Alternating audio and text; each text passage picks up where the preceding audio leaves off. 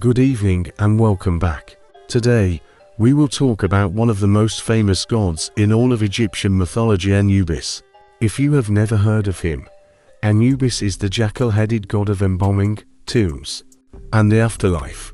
It was he who guided souls after death, guarded funerals, and weighed the heart of the deceased on the scales against the feather of truth. For the ancient Egyptians, he was both a protector and a judge, a figure who guaranteed that the journey beyond this world would be fair. We will explore where Anubis came from, how his role changed throughout different periods of Egyptian history, and why he remains such a powerful symbol of death and rebirth for thousands of years. From the oldest pyramid texts to the majestic temples along the Nile, his presence is felt everywhere. As always, I would like to know from which part of the world you are listening and what time it is for you. Whether you are settling in to rest, to fall asleep, or to learn something new, I am glad you have joined me. So, let us begin. Evening in Egypt arrives like a ceremony. The river burns with the last light, the fields grow quiet, and a wind comes from the west, cold and dry, with the taste of salt and stone. Beyond the strip of cultivated land, the sand begins, a pale sea rolling toward a horizon of jagged hills. On this edge, the living always met their dead. There were no city walls there, only lowland, gravel, and a wind capable of erasing a name from stone in a single season. And there were jackals. They came when the sun became a copper coin and the first stars awoke. Lean and long-legged, they moved in pairs and small packs, curious and fearless, as much a part of the landscape as the thorn and the acacia. The first Egyptians feared them. They feared the yellow eyes that caught the last daylight and held it. They feared the way the animals trotted along the graves, circling, testing, and returning along the same paths night after night. The earth taught the people a harsh lesson. A shallow pit could not keep a body safe. The desert will preserve nothing that is not bound and over which a prayer has not been made. In the very beginning, the dead were placed in the sand with a few jars, a wooden headrest, a couple of beads for the journey. The earth itself dried the bodies. The hot wind drew out the breath and left a brown leathery likeness with preserved hair and still smiling teeth. Those first mummies were accidents of nature, crude proof that the desert is a kiln, and a body can be tempered like clay. However, nature was not gentle. A jackal can open a grave with a few patient scrapes of a paw. The sand that preserves can also expose. In the morning, a family might find the linen pulled away and a hand exposed to the light. It was a desecration and a sign. People looked at the creatures that could tear a body apart and imagined a power that could protect the body. In Egypt, there is an old way of thinking. To subdue a thing, you give it a god and address that god by a name the world will respect. Jackals run along the edges of fields. They know the borderland where life ends and something else begins. So the people called upon a protector out of fear and need. They said, "There is one among the jackals who is not a scavenger, but a judge." They said, "There is one who stands on his mountain above the Necropolis and sees every intruder in the moonless hours." They gave him a place at the head of the tomb. They gave him color, emblems, and titles that carry weight. They called him foremost of the Westerners. They called him Lord of the Sacred Land. They named him with an ancient sound that the scribes rendered as impure, and we call Anubis. Before kings erected pyramids, before Osiris sat upon any throne of the dead, small markers and rows of stones stood in the gravel, pointing west. The west was the direction of the setting sun and, therefore, the direction of every human hope. On this border, people built mastabas of sun-dried brick and carpeted the floors with crushed limestone. The scent of natron hung in the air. Priests smeared wooden coffins with resin and traced protective signs learned by habit, long before they were written with a reed on papyrus. And in the minds of the mourners, a black jackal crouched at the lintel in absolute stillness, eyes open, ears pointed forward. A figure so calm, it could be mistaken for a statue until it turned its head. Black was the color not only of night, it was the color of the fertile silt that the river left every year. The color of the silt, thanks to which the wheat rises ankle high, then knee high. and then belly high. To paint a god black meant to speak of rebirth. To paint a jackal black meant to declare that, even in death, there is a seed of life. The craftsmen of the early dynasties put this language into their work. They carved the graceful animal on sledges and shrines. They placed it on chests that held bandages and oils. They painted it at the head of the bier, with hands resting on the edge of the coffin, if they gave him human form, with 4 folded paws if they left him the perfect hound he was in the wild. The image carried a promise. Here is the one who watches. Here is the one who has enough patience to keep guard for 1,000 nights. There was another side to this new faith. Tomb robbing was not a tale to frighten children. It was a craft as ancient as the first sealed jar of beer placed beside the deceased. Men with dry hands and quiet steps followed the caravan of the dead, and returned when the mourners had left. They knew which cornerstones were weak and which seals could be cut and reapplied. The presence of a god at the door mattered. A carved jackal above a passage was a warning to the living as much as a comfort to the dead.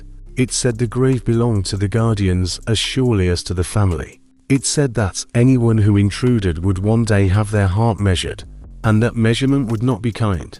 The titles of Anubis grew out of these needs and fears.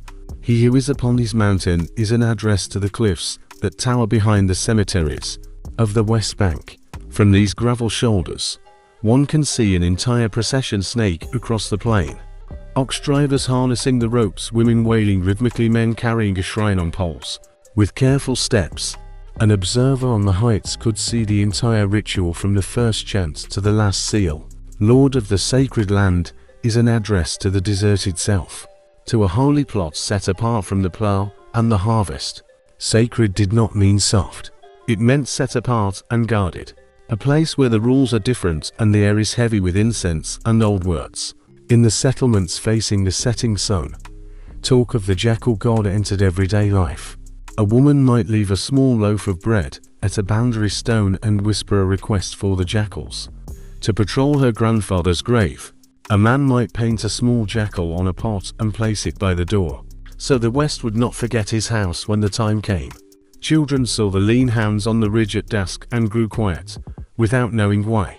When a body was carried out on a sledge, the procession paused at the threshold, and a prayer named the guardian first and last. The words are easy to imagine. Go before us. Keep the body from the hounds of the thicket. Keep the seals from the hands of men. Stand by when the jar is closed. Stand by when the mouth is opened in the coming rites. The desert accepted the god, just as it accepts everything that has weight and intention. The wind still drove sand into the cracks of doors, but in the language of the people, the jackal god stood there and met it. Wandering lights and stars still blinked above the hills, but in the imagination of the mourners, they were the eyes of the patrol.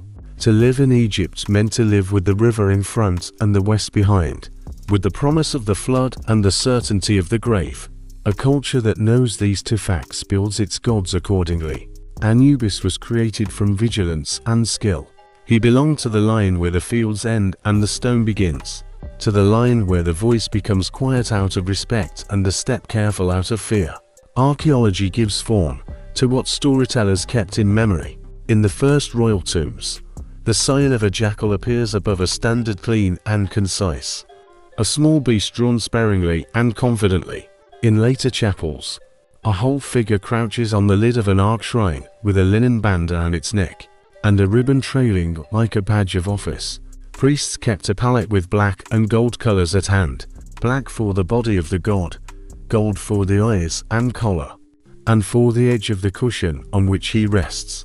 The combination is sharp, and it was intended to be so. In candlelight, the eyes glint and seem alive. Many guards in those corridors felt this movement and looked away out of politeness. In Egypt, it is not customary to look at a guard for too long. Thus the jackal ceased to be only a grave thief. In the mouths of the people, he became their shepherd. A boundary creature became a boundary lord. What was fear turned into prayer.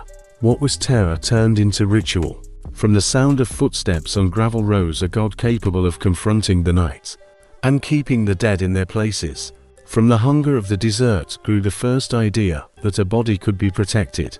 by more than just brick and seal. It could be protected by the promise that someone is watching. Myths in Egypt do not arrive as strangers. They come up the river in familiar boats and step ashore with known faces. So it was with the birth of the Lord of Jackals. The story begins at night in quiet water, when the reeds of the delta whispered their music and the fog lay low over the marsh. The great tragedy had already begun. Osiris, the green-skinned king who taught people farming, measurement, and laws, had disappeared from his throne. Set, his brother, laid plan after plan, and the land knew betrayal. Isis, the faithful wife, walked the banks by starlight, her veil drawn tight and her sandals soaked, searching for what the river had taken. There are many versions, because Egypt loved to tell its truths more than once. But in the one colored with the hues of grief and mystery, Nephthys, the sister of Isis, was unfaithful to Set and lay with Osiris. The child born of this encounter could not live openly in a house, where Set kept count of everything he owned and everyone who looked at him wrong. Nephthys wrapped the infant in linen and left him in the reeds among the nests of water birds, and the soft smell of silt, and left in fear. The marsh keeps many secrets, but a crying child will not be a secret for long. Isis heard and followed that sound into the labyrinth of thickets. Some say a jackal led her, keeping to the path and looking back. Some say the wind itself parted the reeds like a hand parting curtains. She found the child in a cradle of rushes, hungry, cold, and angry at the whole world. Isis was a mother, even when she had no child nearby. She lifted the infant, pressed his head to her chest, and sang to him in the language that moves mountains.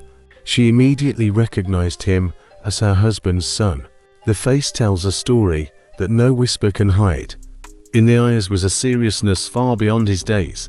He smelled of resin, smoke, and cold stone. Isis wrapped him more securely and carried him under the shelter of the palms. She did not call for servants. She trusted the night and trusted the animals that accompany the night. The jackals watched from a short distance and did not approach closer than she desired. She shared a crust of bread with them and uttered a promise that would bind them for all time. "Guard this child," she said, "and I will remember your kindness forever." They sat motionless, like sentries, and listened. Morning brought the color of copper. Isis washed the boy in the river water and traced signs upon his brow. She knew that Set would begin a search once word reached him that a child's cry had been heard, where no children should be.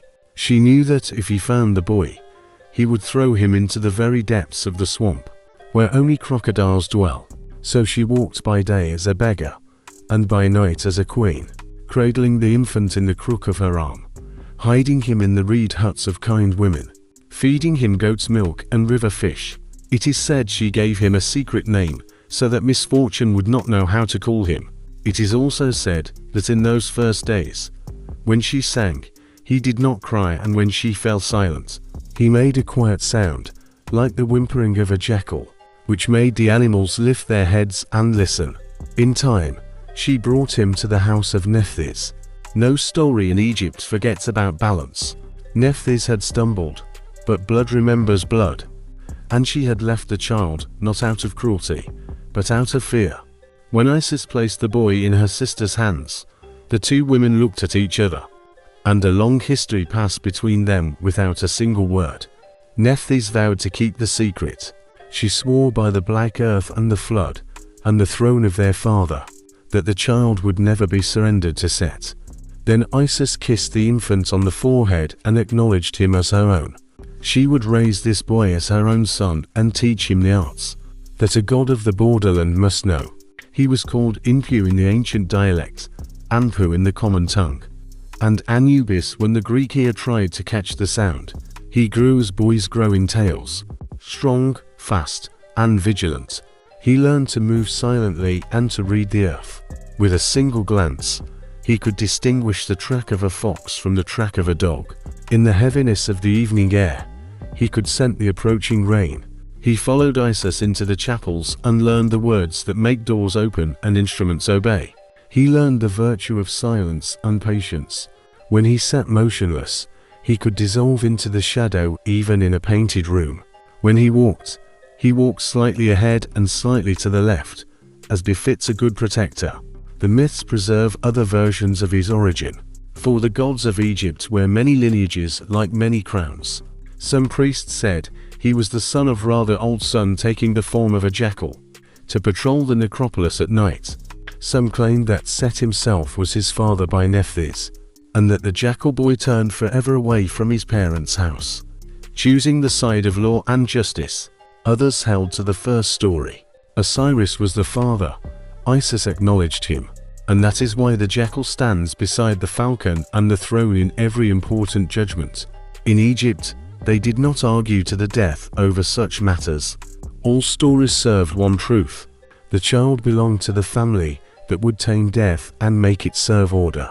In the workshops where the embalmers boiled resin and mixed natron, a small figure of a jackal always sat by the jars. It was said that when the boy Anubis approached such places, the air cooled and the flies fell to the floor, as if lulled by a spell. When he touched the linen, his fingers left the fragrance of cedar and myrrh, and the cloth lay smoother, like water finding its level. The art of preservation knew him even before he gave it his law. The old men of the Necropolis told one another that the boy once sat by the body of a poor man all night until the family could afford a priest. In the morning, the skin was taut, and the face had found a peace the living had not seen for years. They said the boy looked up when the first sun rose, and his eyes were the color of polished obsidian, and the dogs were always near. The city dogs of Egypt are not pets. They belong to no one and to everyone. They sleep in courtyards, follow wagons, and settle where work is being done. They guarded the child as if summoned by a king. When he walked to the market with Isis, to run ahead, clearing the path, and to brought up the rear, watching the corners. When he slept, one lay at the door, and an old scarred dog with a torn ear lay at the foot of his bed. If a stranger came, the dogs approached without a growl, as if reminding the world who keeps the night watch. People began to notice this and whisper. They said the orphan from the swamps had a pact with the four-legged guardians, and that this pact would last as long as people buried their dead and feared the dark. We have no record of his birth, only temple stories, painted scenes, and a habit of language that survived every dynasty. And yet, the first inscriptions giving weight to the jackal god begin to appear shortly after kings first united Egypt under one crown. Carvers of the first dynasty scratched the jackal on a standard above lists of offerings. Priests of the second dynasty called upon the foremost of the Westerners when sealing royal tombs. The figure found a name. The name found prayers, and those prayers stretched across the centuries. Thus, the child of the swamp and the broken house entered the pantheon by full right. He came not through triumph or conquest. He came as a foundling who learned to keep the watch. Isis made the boy part of our house by all the rules, as any mother would. She taught him the law, the subtleties of incantations, and patience in precise work. She taught him to measure twice and cut once, and to lay the knife flat when it is not in use. She gave him a place beside Osiris even before Osiris returned to any throne, and when she whispered that return into life, when she searched for scattered bones and a broken history. This boy stood on the threshold and guarded the door against any noise or any curious hand. That moment was yet to come, but its outlines are visible even here. A god born in secret and raised under the care of Isis would one day know exactly how to handle the first body of a god and how to make of it a mystery that people could practice. Thus, the origin of Anubis remains within the great sorrow of Egypt, like a lamp in a dark room. His story begins with loss and with a woman walking by the riverbank at night. It begins with a child left in the reeds and a pact with the jackals. It begins with many names for one truth and with the understanding that guardians of borders are born on borders. People who feared the animals of the graveyard made one of those animals divine, and the gods themselves agreed. The boy became the guardian of thresholds because he himself was born on one of them. The boy became the lord of the sacred land because he was found in a place where the living and the dead drink from the same water in different ways. The west bank of the Nile is a country of silence. The river glides past with its green burden of reeds and fields. But on that shore, the land rises in terraces of gravel and pale cliffs, the face of a world that does not smile. There the sun goes to rest every evening, and there the Egyptians left their dead. For everything that belongs to the sunset belongs to the west. When the first kings laid their bodies in brick chambers and sealed them with silt and lime, the name spoken over the door was not yet the name of Osiris. It was the name of the Lord of Jackals, the one who watches. It was Anubis. Before a throne was erected for any lord of the underworld, before the green-skinned king came to rule the millions living beyond the horizon, there was a guardian who maintained order among the tombs. The oldest prayers carry his titles like iron keys. Foremost of the Westerners, Lord of the sacred land, he who is upon his mountain. These words have the taste of dust and salt. They were born of years spent studying how to keep a body whole in a land where everything left untended rots. When the first royal names were carved on bone tags and stone seals, the jackal stood on the standard above them. When the first long corridors were painted, the black dog lay on the ark, ears alert, guarding his master's sleep. By the west bank in Memphis, there were wide terraces of mastobas. Saqqara spread out like a city of steps, and in time its tombs rose and fell with the dynasties. Giza erected its shining stone and pinned the gazes of every stranger who ever stepped upon the floodplain. But those pyramids were merely doors. The ritual that gave these doors meaning was more ancient. It belonged to Anubis. Priests moved through the cool halls with oil lamps in hand and measured steps. They uttered the names of linen, natron, and resins in sonorous lines that had to sound exactly so and in no other way. This art was not guesswork. It was not an experiment conducted in hope. It was an inheritance. It was what the jackal god had taught by his patience and his example at the beginning of time, which only the gods remember. Imagine the court of a dead king in the Old Kingdom. When stone first learned to speak with its own weight, the living descended into chambers smelling of cedar, myrrh, and the sharp, dry breath of natron.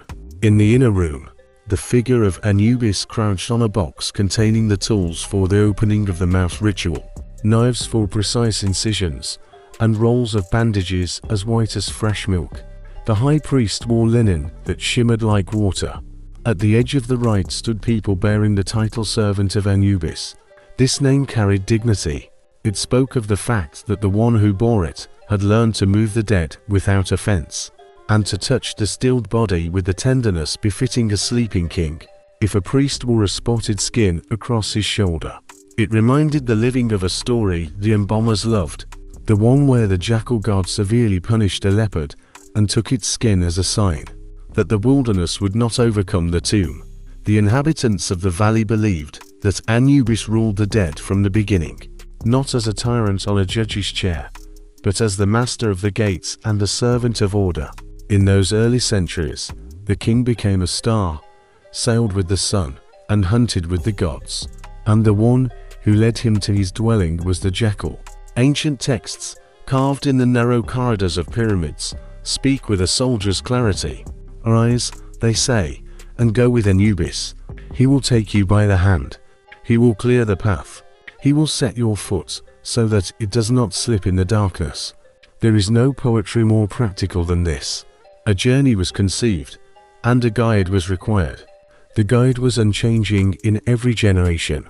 The guide was known by his color, his silence, and the firmness of his hand. The Lord of Jackals justified his titles with action. He kept to the heights above the cemeteries and looked down like a shepherd counting his flock. From the ridge, he saw the funerals winding through the lowlands. He saw the oxen pulling the sledges and the men guiding them, so the runners would not catch on stone. He heard the women calling out the good names of the departed, and the men answering with promises of memory. He followed the dust of the procession with eyes that missed nothing. Where door beams were raised, where plaster hardened, where seals dried, he established his presence as his own seal. At night, when only a light wind stirred the acacia leaves, the silence belonged to him. All practical measures of burial served his law. The body must be washed and dried. The jars must be clean. The heart must be protected, because it would be needed later. The limbs must lie correctly, because the soul would try them on again, like a man tries on clothes. Behind every rule of the craft stood a morality. To do the work carefully meant to honor the god who pointed the way. To do the work carelessly meant to offend him and risk bringing trouble in the West. People believed that Anubis did not forget insults. He did not rumble with thunder. He did not hurl lightning. He has a different power. He can refuse guidance where no one walks without a guide. One should not think that the power of the Lord of Jackals ended at the edge of the royal stone. He belonged to the poor as much as to the kings. A peasant from Fayum carried his father to a modest grave lined with reed mats. He still spoke the name of Anubis and placed a small jackal amulet on the chest. He still poured a little beer on the sand for the patrol of guardians. When a caravaneer died far from home, his comrades called upon the same god, so that the night would not disturb his rest, until he was delivered to his native land. A god ruling a matter as commonplace as death eventually becomes the god of every home. It is true that the balance of the underworld changed over the centuries. The myth of the murdered king, the grieving wife, and the son who took revenge became the main story of Egyptian hope. Osiris rose, took his throne among the Westerners, and began to rule as a king rules with a court, a hall of justice, and fields of reeds beyond them, where the justified could harvest without sweat. But the rise of a king did not make the captain of the gates any less necessary. It did not replace the need for a keeper of secrets. Anubis did not lose honor when Osiris gained it. He gained a clear purpose.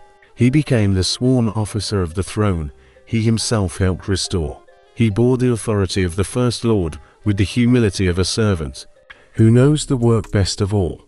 In the Old Kingdom, the living learned to speak to the dead through tubes lowered from the floors of chapels, into burial chambers, and through letters written on bowls and linen. What they said often began the same way. Anubis, watch over this place. Be upon your mountain. Keep the wanderer from the door. Keep the heat from the vessels. Keep the mischievous from the seals. This formula never grew old, because fear never tires. The West gives a promise, and people need to hear it again and again. Each season, the god declares himself differently, sometimes with thunder, sometimes with a feather placed exactly so. Anubis preferred the quiet method. He did not demand granite mountains or rivers of wine. He took his place at the door and watched, and in this long patience, his names gathered around him like votive lamps. First came the titles drawing the map. First of the Westerners, these words taste like dust, sunset, and the long ridge that stretches behind every cemetery. This title names him first among those who dwell across the river, where the sun goes to rest. Lord of the sacred land, this is the desert, set apart from the plough and the market, sand salted with ash and prayers. The holy land where the dead are addressed by name and told to sleep. He who is upon his mountain, imagine the limestone cliffs above the Necropolis, pale and jagged, and at that height a black figure, measuring everything that moves below. These names are not just poetry, they are function. They tell the living where the guardian stands and what he has sworn to protect. Later came the titles speaking of mastery. He who is in the place of embalming, this phrase belongs to the workshop, where resin smokes in copper bowls and natron lies in white drifts. Like winter snow, the Nile never knew. The place of embalming is a room of knives, linen, and careful hands. It is a school as much as a shrine. Anubis owns this room. He is the master, teaching the order of every action, the one who knows when the blade should cut and when it should rest on the stone. Master of secrets, accountant of hearts. Both titles are earned on the threshold of the other world, where the scales stand and the feather of truth waits. Secrets in Egypt are not gossip. They are hidden names and rites that must be remembered exactly. Otherwise the path will turn into dark places. To count hearts does not mean keeping a tally of the crowd. It means weighing the very essence of a person against the rule that keeps the cosmos from collapsing. The ancient language keeps his name, given at birth, like a bone bead threaded through many eras. Impure Anu when the priest sings, Anubis when the Greek scribe copies the scroll. The name is formed by the lips that pronounce it, but the god it reaches remains the same. In writing, scribes mount a jackal on a standard and place the signs of a shrine beneath it. On funeral chests, the animal reclines with outstretched paws and a tightly tucked tail. The eyes are long and intent. The ears stand like a pair of blades. Woodworkers painted it black and gilded the collar and the edge of the cushion. The choice of color is a language in itself. Black is the rich silt the river gives after the flood. Black is the skin of a body preserved in the proper manner. Black is the night in its most protective manifestation. Anubis wears this color as a promise. Decay will be curbed. Death will be brought to order. From the darkness will come renewal. When the god rises on his hind legs and assumes a human body, he loses nothing of the animal that created him. He stands straight, with the composure of a hunter who has chosen his territory. A ribbon marks his throat. In one hand he holds the scepter, speaking of power and the authority to restrain chaos. In the other, he may hold the ankh, promising life beyond the measurable. Artists sometimes place him next to the litter, with a hand placed on the coffin, as if wishing to support it while the family catches its breath. In temple reliefs, priests put on a jackal mask when the dead need to be addressed directly. The mask is not theatre. It is an argument that gods and men can meet if the work is done in the correct order, and if respect is observed at every step. There is an older emblem at which scholars point with a shudder. It is the Inuit fetish, the skin of a headless animal, tied and attached to a pole that stands in a tall vessel. It stands next to the embalming bed, in scenes so ancient they seem more like memories from dreams than retold stories. Its meaning belongs to the great silence of the first time, but this object is always near Anubis. It is a signal that life has been opened and must now be recreated. It is a sign that a boundary has been crossed, and the guardian is present to ensure the transition is made correctly. The fetish stands where the work is most serious and where the room must be kept clean by deeds and words. His family, as priests speak of such things, carries the same logic. Amput is called his consort in certain cities where the cult was particularly deep. She is the female mirror of the jackal guardian, a presence at burial rites and a reminder that care has more than one face. Their daughter Kebishe appears in the form of a snake carrying water in graceful calls, a cool refreshment poured for the dead when the long, parching wait must be eased. In sermons, embalmers say that Kebishe purifies like a running stream and that every libation performed in the chapel is her gift. Thus, the family of Anubis turns a craft into a household. The father preserves, the mother watches, the daughter purifies. The dead are not treated as wood or stone. They are cared for, as kin are cared for. Epithets bloom around the god like flowers around a well. Some are harsh. The dog who swallows millions warns the wicked with a voice that brooks no objection. Some are gentle. The good being points to a guardian who forgives an honest mistake and guides a trembling hand. Petitions carved on stelae use these names with caution. They ask the first one to look north and south and keep the watch. They ask the Lord of the sacred land to set his feet at the tomb's doorway and let in only those who come with offerings and respect. They ask the Master of Secrets to remember the poor, who could afford only a few strips of linen and a small jar of oil. Titles deliver prayers to the ear of the one who promised to listen. There are forms beyond statues. There are low wooden sledges that carry the mummy.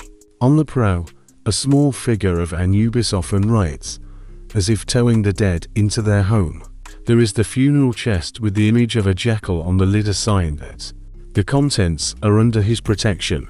There are the scales standing in painted halls, one bowl for the heart, the other for the feather that never wears out.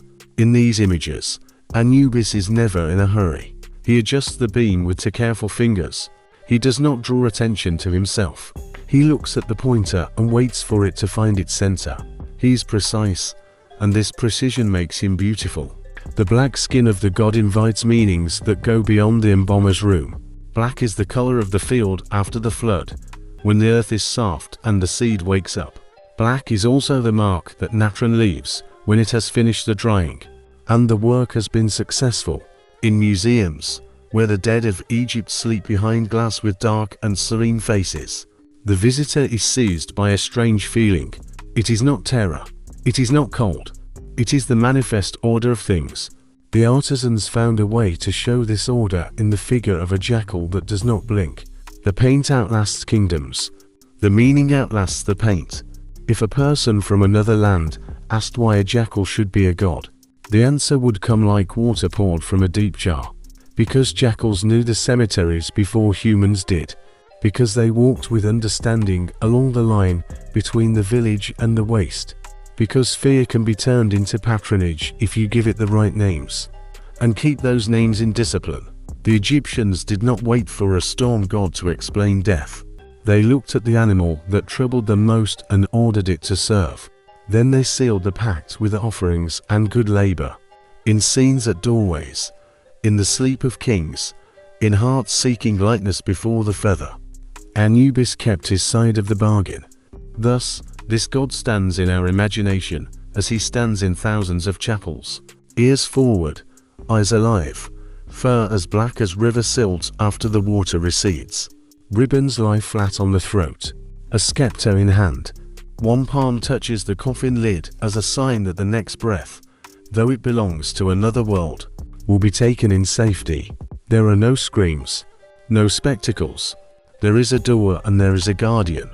And behind that door is a land that is not empty, but ordered and measured, where a person can hope to arrive with dignity because the jackal guarded the way. There are crimes that tear a nation apart as a stone tears a sail. The story of Osiris begins as a feast and ends with a silence lasting centuries. In the bright years of that ancient reign, the fields rose clean. The river kept its promise, and Egypt felt like a single home under the rule of a wise master. Osiris ruled with the firmness of a farmer who knows every foe by touch. He taught people to plow in straight lines, to share water fairly, and to sit together when disputes flared. Beside him sat Isis, with her patient mind and hands that knew every herb and every hidden word. The court hummed with order.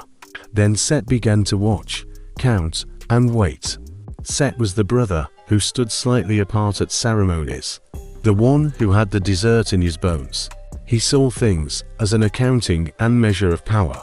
The love that bound Osiris and his people only sharpened the thorn in Set's heart. So he moved among flatterers, soldiers, and people who loved the taste of a secret. He whispered that the crown should sit differently. He measured the king and found him mortal. From these thoughts grew a plan, as precise as a carpenter's blueprint. A feast arrived. The wine was sweet, the songs ancient and beautiful. Set's house shone with lamps, and the guests wore necklaces that sparkled like fish in the Nile. In the center of the hall stood a chest, so perfect that conversations hushed at the sight of it. Cedars had given their straightest wood for its walls. Lapis lazuli and carnelian winked along the edges like tiny stars. Set raised his hand and said the gift would go to the one whom this chest fitted, as if a god himself had outlined his measure. One by one, the guests lay inside amidst laughter and friendly mockery for each. The box proved too cramped or too large. When Osiris stepped forward, a silence with the taste of metal fell. He lay down, and the air changed. The chest accepted him, as if it had been waiting only for this moment. Lids in stories full with the speed of fate. Set's men hoisted the cover into place. Nails bit in. Lead was poured. Seals were pressed down. The king's breath caught beneath the fragrant cedar. The cries of those who understood everything came too late to be of use. In the commotion of torches, the chest was carried out and loaded onto a bark. The river accepted it with the calmness of a judge. Darkness spilled through the hall like spilled ink. Set was cautious and did not waste words. He allowed the current to carry the deed away, while he gathered around him the faces that would later say they saw nothing. The Nile knew its business. It carried the sarcophagus north through wide waters and narrow channels. It glided past villages occupied with their own sorrows and joys. At last, it reached the sea and was picked up by a surging world of salt and wind. No one knows how many miles it traveled across the waves. They say the chest found a berth among the roots of a tamarisk in Byblos, an ancient city of merchants and incense, and the tree embraced it like a mother a child. The trunk thickened, the chest disappearing into the living wood. The story passed from mouth to mouth, and the people of that shore cut the tree for a pillar, so straight it could hold up a palace roof. While iron and wood made their history, Isis walked through the delta. Her face was veiled, her sandals in the mud, and her voice quiet from endless questioning. River folk recognized her without a name and told her what they had seen. She followed the hint of the current and the rumor of the scent of cedar. By day she wandered as a beggar, and by night as a queen. The markets gave her bread and the news that lurks on the tip of the tongue. Women let her into their courtyards, squeezed her hands, and did not ask the question that lay like a stone in every breast. Finally, her path turned toward Byblos. The palace there smelled of cedar, purple dye, and raw pride. Isis appeared, clothed in that humility that great souls know how to wear when necessary. She waited at the well until the queen came with her servants. In time, she entered the courtyard, and the pillar told her what it hid within. In old tales, soft thefts occur. Isis asked for the pillar, offering in return the gift of healing. The king, who owed her more than he himself knew, allowed the great beam to be cut out. When it lay full length in the courtyard and the workers stepped back, Isis laid her hands upon it, closed her eyes, and spoke in the language that, step by step, changes the world. The wood opened like a fruit, and there lay the sarcophagus. Not a word was spoken between Isis and the king. She bore her grief without witnesses and loaded the coffin onto a ship for Egypt. There is a room the color of silence, where the air tastes of salt and cedar. Embalmers call it the pure place. Its floor is polished by cautious steps, and the walls remember every whisper ever uttered here. On a low stone table lies the wounded king. Lamps burn with a steady flame provided by good oil. Natrum waits in white drifts.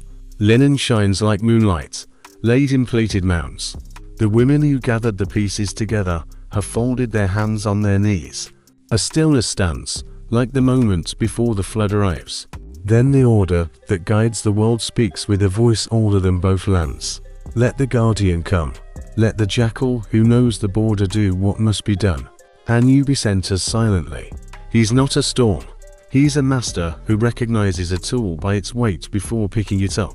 The priests feel the change in the room, as a hunter feels the wind becoming clean. Isis bows her head, like a mother when a trusted healer approaches the cradle. Nephthys steps aside with the tired grace of one who has kept watch and now gives way to the surgeon. The Lord of Jackals stands by the table and looks at the work begun by grief and duty. There is no fear in him. There is a kind of stern mercy in him. He places a palm on the cold breastbone, and the lamps seem to burn more steadily than before. Everything that follows is both invention and memory. It happens for the first time, and yet it feels like a ritual that has been waiting for its hour since the creation of the world. Anubis summons water and natron. He asks for salts from Wadi Natron, palm wine for purification, and resin from the long caravans that crossed deserts and brought the scent of foreign hills. The body is washed with care until the river, the wanderings, and death are washed away. With a blade that has known no ordinary work, he makes the precise incisions that the craft will remember forever. What is subject to decay is removed, and the cavities are filled with linen and herbs that thieves will one day steal from tombs, because their fragrance clings to them like a promise. The heart is left in the chest, for it is the dwelling of memory and truth, and it must answer questions that even a god will ask. Thoth stands nearby with scroll and pen. He does not interfere. He records. When a formula must be uttered, he prompts the line, like a prompter behind a curtain. In Egypt, words have weight. A sentence placed in the wrong spot can tip the scales, and so the ibis-headed scribe whispers the names of the 42 assistants of the court, and the secret epithets of the gatekeepers. Horus, the avenger of his father, comes and lays a hand on the brow and bandages, lending the power of living air to the work of return. The room fills with this company, which assembles whenever the world is created or recreated. But the hands that actually touch the body are the hands of Anubis. Time in the pure place is not like time in the market. It moves in circles and layers. The drying begins under a canopy, while priests sing verses older than their grandfathers.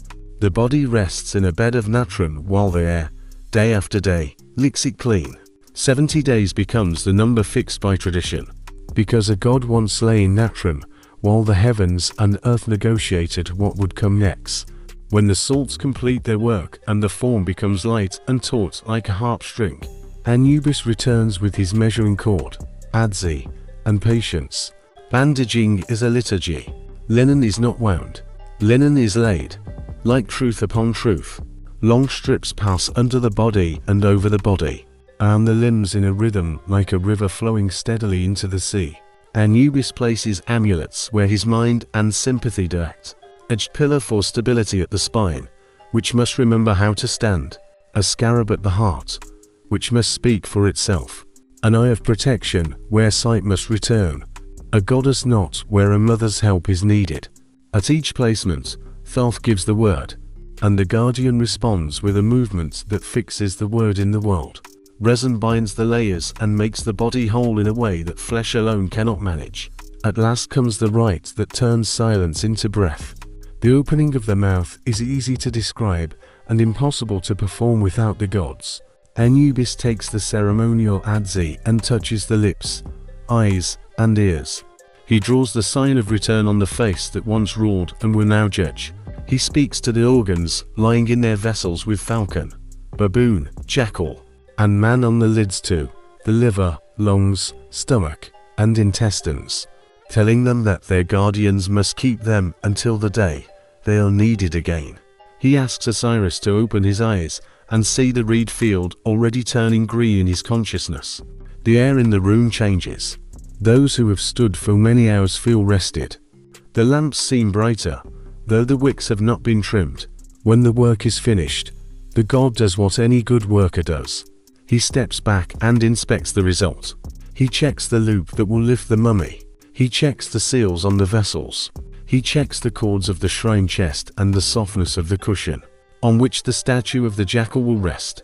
He looks at Isis, who kept watch without breaking. He looks at Nephthys, whose strength was the quiet strength of scaffolding. A long breath passes between them. It has the taste of relief and of the first sunrise after a long flood. What happened next became the cornerstone of 1,000 years of burials. Osiris awoke not to tread the dust of the palace again, not to climb the steps of the terrace and breathe the scent of river water cooling the bricks.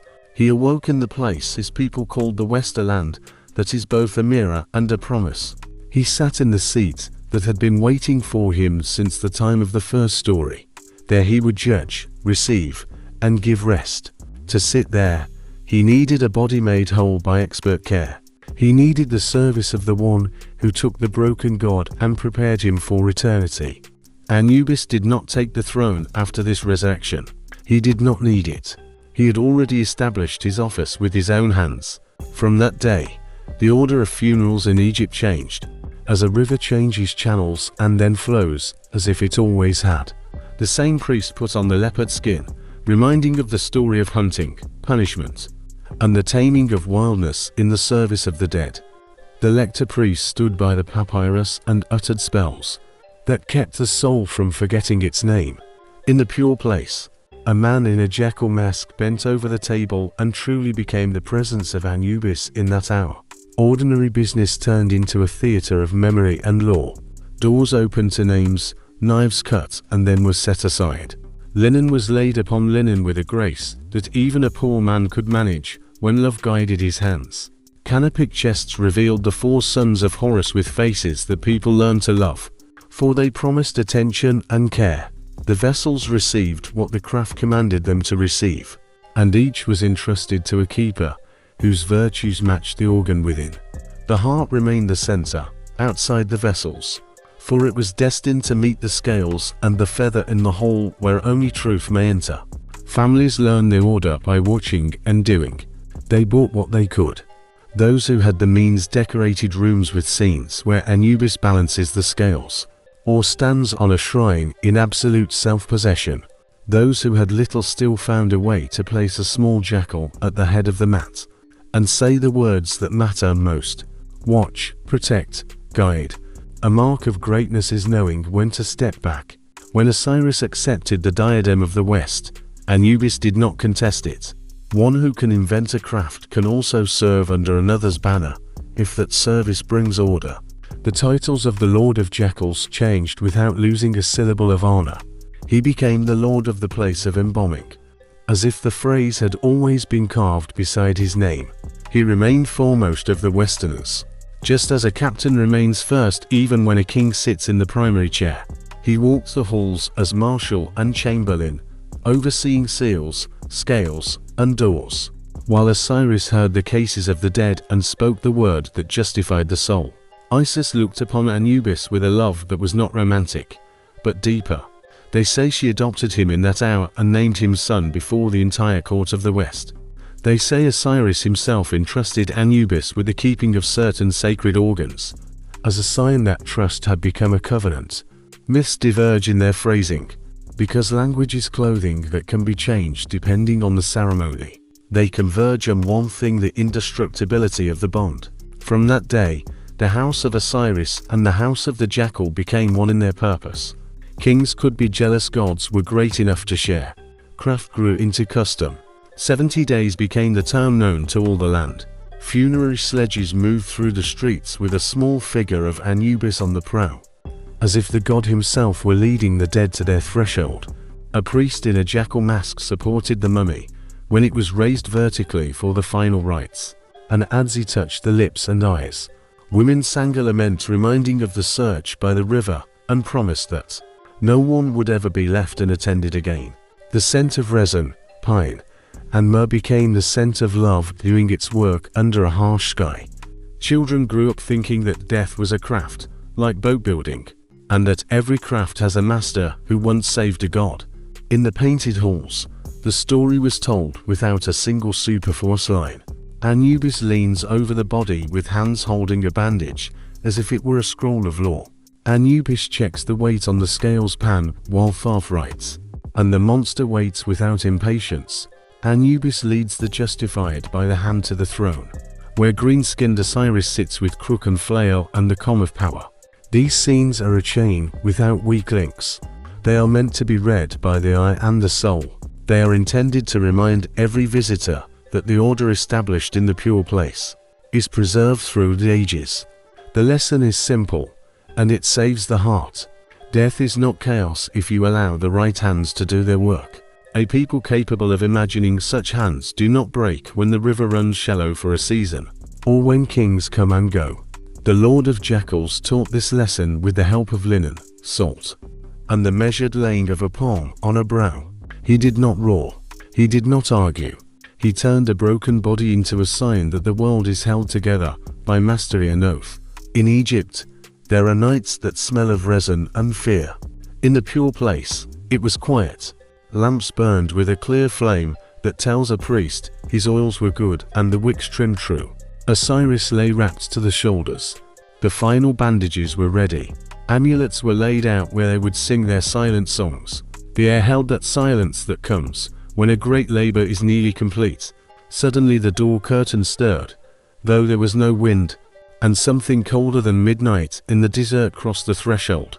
Set had heard what love and mastery had dared. He came disguised by trickery, changing guises like foreign cloaks. Some say he appeared with the face of Anubis himself, a shadow with a jackal's head that deceived the eye and heart a moment longer than allowed. Others say he walked as a priest with clean hands and a voice knowing the right intonations. One way or another, the ruse stole only a moment.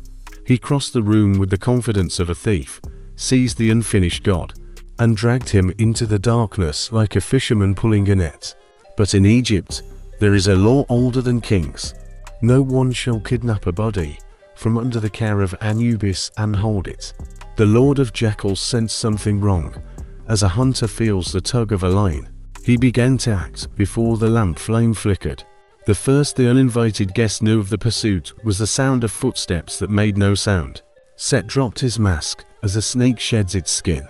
He threw himself into the waste beyond the workshop, where the ruins of tomb walls cast black shadows like teeth onto the sand, and the moon thinned against the limestone. There he chose the form of a leopard, for speed in such moments is a prayer. and claws give answers where strength is useless. The pursuit raced along the ridge of the Necropolis, through waters white as bone, past mounds that remembered names that only the desert could now utter. The leopard flowed over debris and broken stelae like spilled shadow. A darker figure followed him, knowing no fatigue. Anubis did not roar. He closed the distance with a patience in which there is no mercy. Twice the leopard turned to slash the air with its claws. Twice the lord of jackals slipped aside, reading the arc of the strike as surely as he reads the arc of a star in the winter sky. They came out onto a high ledge where the cliff drops down like a curtain. The leopard turned, baring its teeth, with breath like hot copper. Anubis raised a brand from a funeral pyre that still smoldered among shards and ash. A lonely coal on an iron rod for sealing vessels. He took 3 steps and struck once across the spotted hide. The cry that tore the darkness seemed older than language. The brand burned a reset into the fur and skin, a pattern of pain blooming in circles and rings. The leopard leaped again. Again the iron sank. Where the blow fell, spots balled up like stars born of sudden heat. Set saw a mark that would never wash away. Rage turned to fear, as a boat heels when a large fish jerks the line. He cast off the feline form like a cloak and shriveled into the form of a man, with the desert in his bones. All angles and without a shadow of humility, Anubis moved with the pure economy of one who realized a small action at the right time changes fate for years. He removed the skin from the fallen beast, as a hunter takes a trophy from a cattle killer. He shook it once. The skin lay on his arm with the weight of a history that will not be forgotten. The defeated god fled into the shadows of the rocks where jackals do not bother to follow, unless duty drives them. That night, the Necropolis learned a new ceremony. The leopard skin became the emblem of a victory that meant more than a battle between gods. It meant that wildness had been taken into service. It meant that a creature of speed and blood now serves the art that keeps the body whole. Since then, the very priest who stood closest to the deceased wore the spotted skin on his shoulder when he uttered the words that awakened senses and calm hearts. The skin hung heavy and cool. Every spot was a memory of the brand. Every recess a record of the fire that taught chaos a lesson. People saw this garment and immediately remembered that night. The Lord of Jackals had carved fire onto the back of fear. Old embalmers told this story at the entrance of chapels while incense crawled along the ceiling. Like a tame ghost, they said that when a priest takes the leopard skin, he puts on the courage that drove Set onto the rock. They said that when the spotted fur touches the linen, it reminds every hand that the work must be fearless and precise. If a novice trembled at the first incision, the master would run to fingers over a reset and whisper that this mark was received on the night when a god did not look away.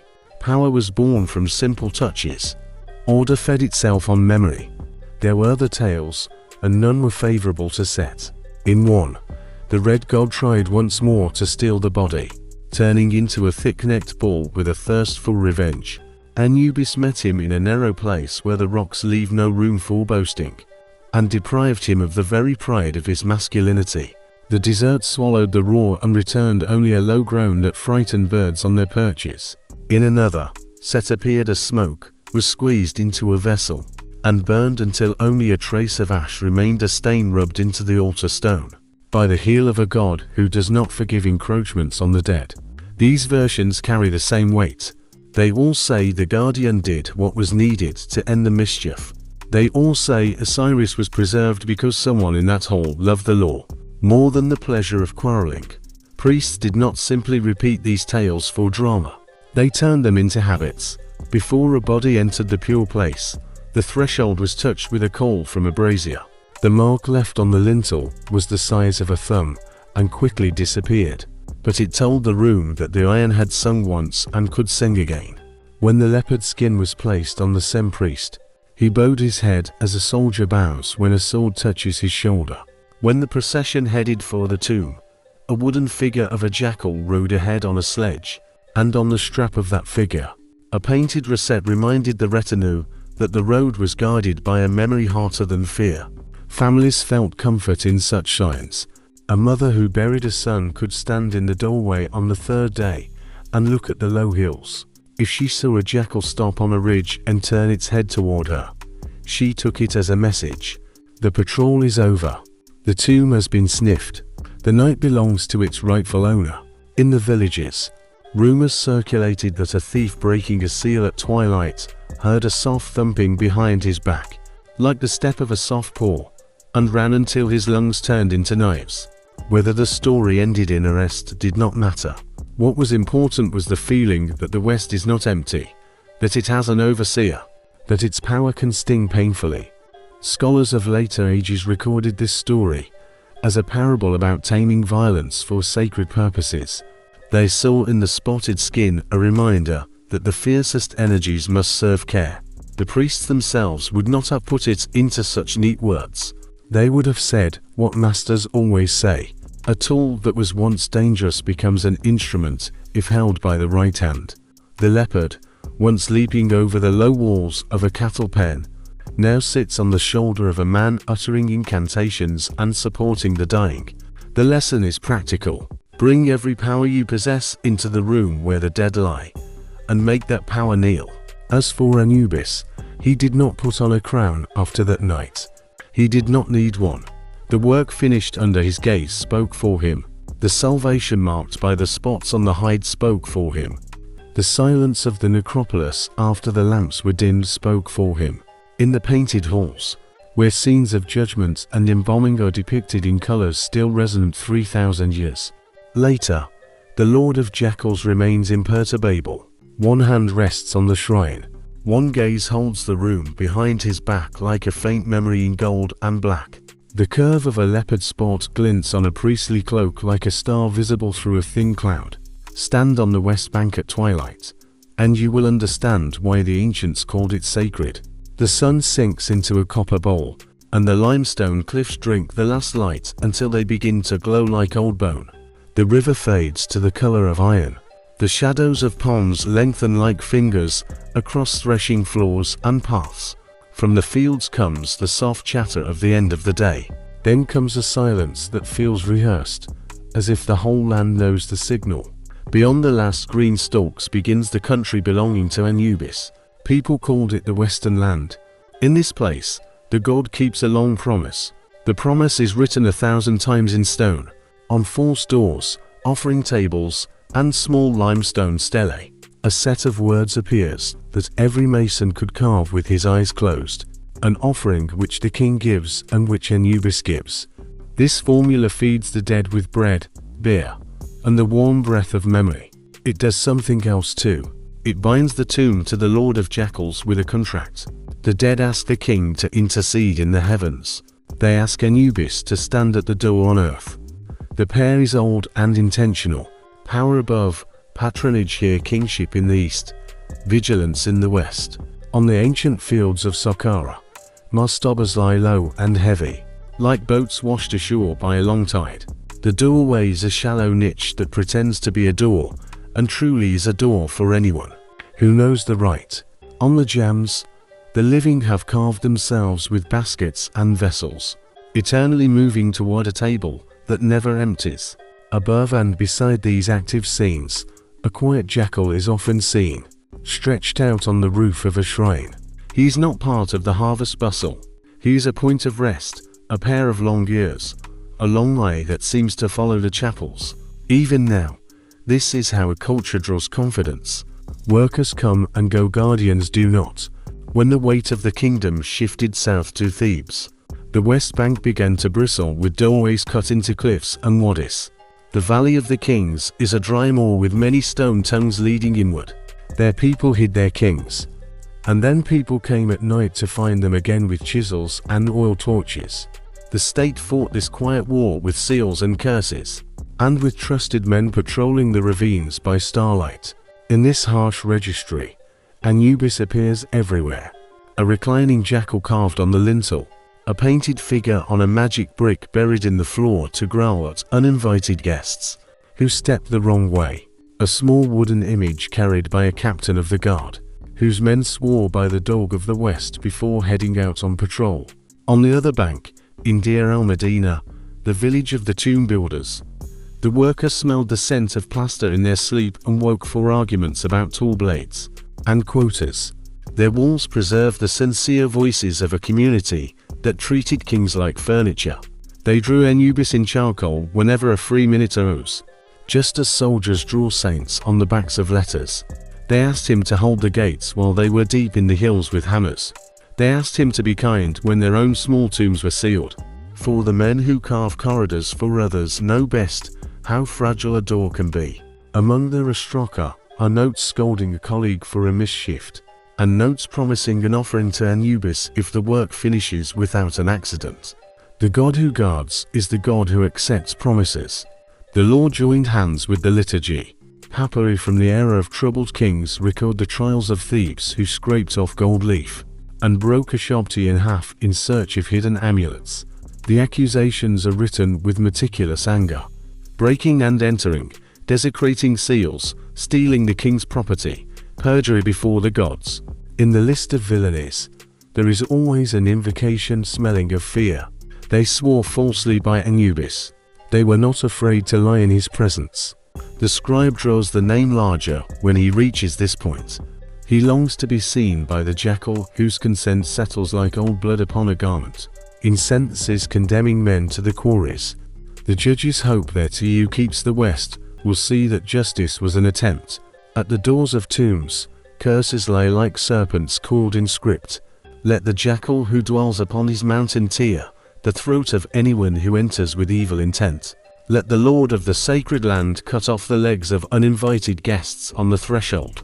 These are not the whims of the superstitious. This is law spoken in the language of fear. It is the attempt of the weak to place the strong at their gates. A guardian god is as much a legal tool as a spiritual one. If a village knows that a thief should fear more than a human patrol, the night becomes quieter. In later centuries, royal burials became even more secret, but the old signs followed them. On the great shrines of gilded wood that surround the sarcophagus like rooms within rooms, the jackal stands on watch on the sloping roof. He is often small in proportion, but the eye finds him first. There is a famous example mounted on a shrine with cords that were not untied for 3,000 years. The jackal is as black as the night he protected, sleek and lean. His eyes are inlaid with patient fire. His front paws hang over the edge in a casual pose that only makes the authority stronger. He looks as a sentinel looks at dawn when nothing happened on his shift, and that silence is his triumph. Families repeated royal habits in miniature.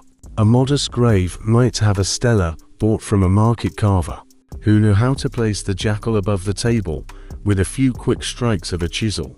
A small clay figure might ride on the funerary sledge like a ship's figurehead. On the threshold, a smear of resin might mark the lintel, speaking of the fact that the house of the dead was sealed in the presence of him who invented such seals. Prayers are similar despite wealth and time. Come, foremost of the Westerners, turn your face toward me. Let no stranger disturb my peace. Let my name be spoken in your presence when my children pour beer and set out bread. There are nights when movement crosses the ridges, and even a modern guard freezes, lowering his flashlight. A figure not quite a dog and not quite a shadow stops on the crest and looks down. An ancient instinct rises in the human breast like a childhood memory. The patrol is out. The border holds. The West keeps its pact. Scholars smile at such stories. They prefer ink to footsteps. People who spend their lives beside tombs learn a polite habit. When the wind breaks from the cliffs, cold and thin at twilight, they greet the hills as if someone is listening. It costs nothing to be courteous with the watch. The title foremost of the Westerners carries a dignity that does not wear thin. The West is a direction, a doctrine, and a country of the heart. To be first there means to walk the line between love and awe. The god is loved because he makes rest possible. He is feared because he personifies a rule that will not bend even before grief. The black jackal on the roof beam looks down with a gaze that does not change when a king pauses, and does not change when a potter is carried by his cousins.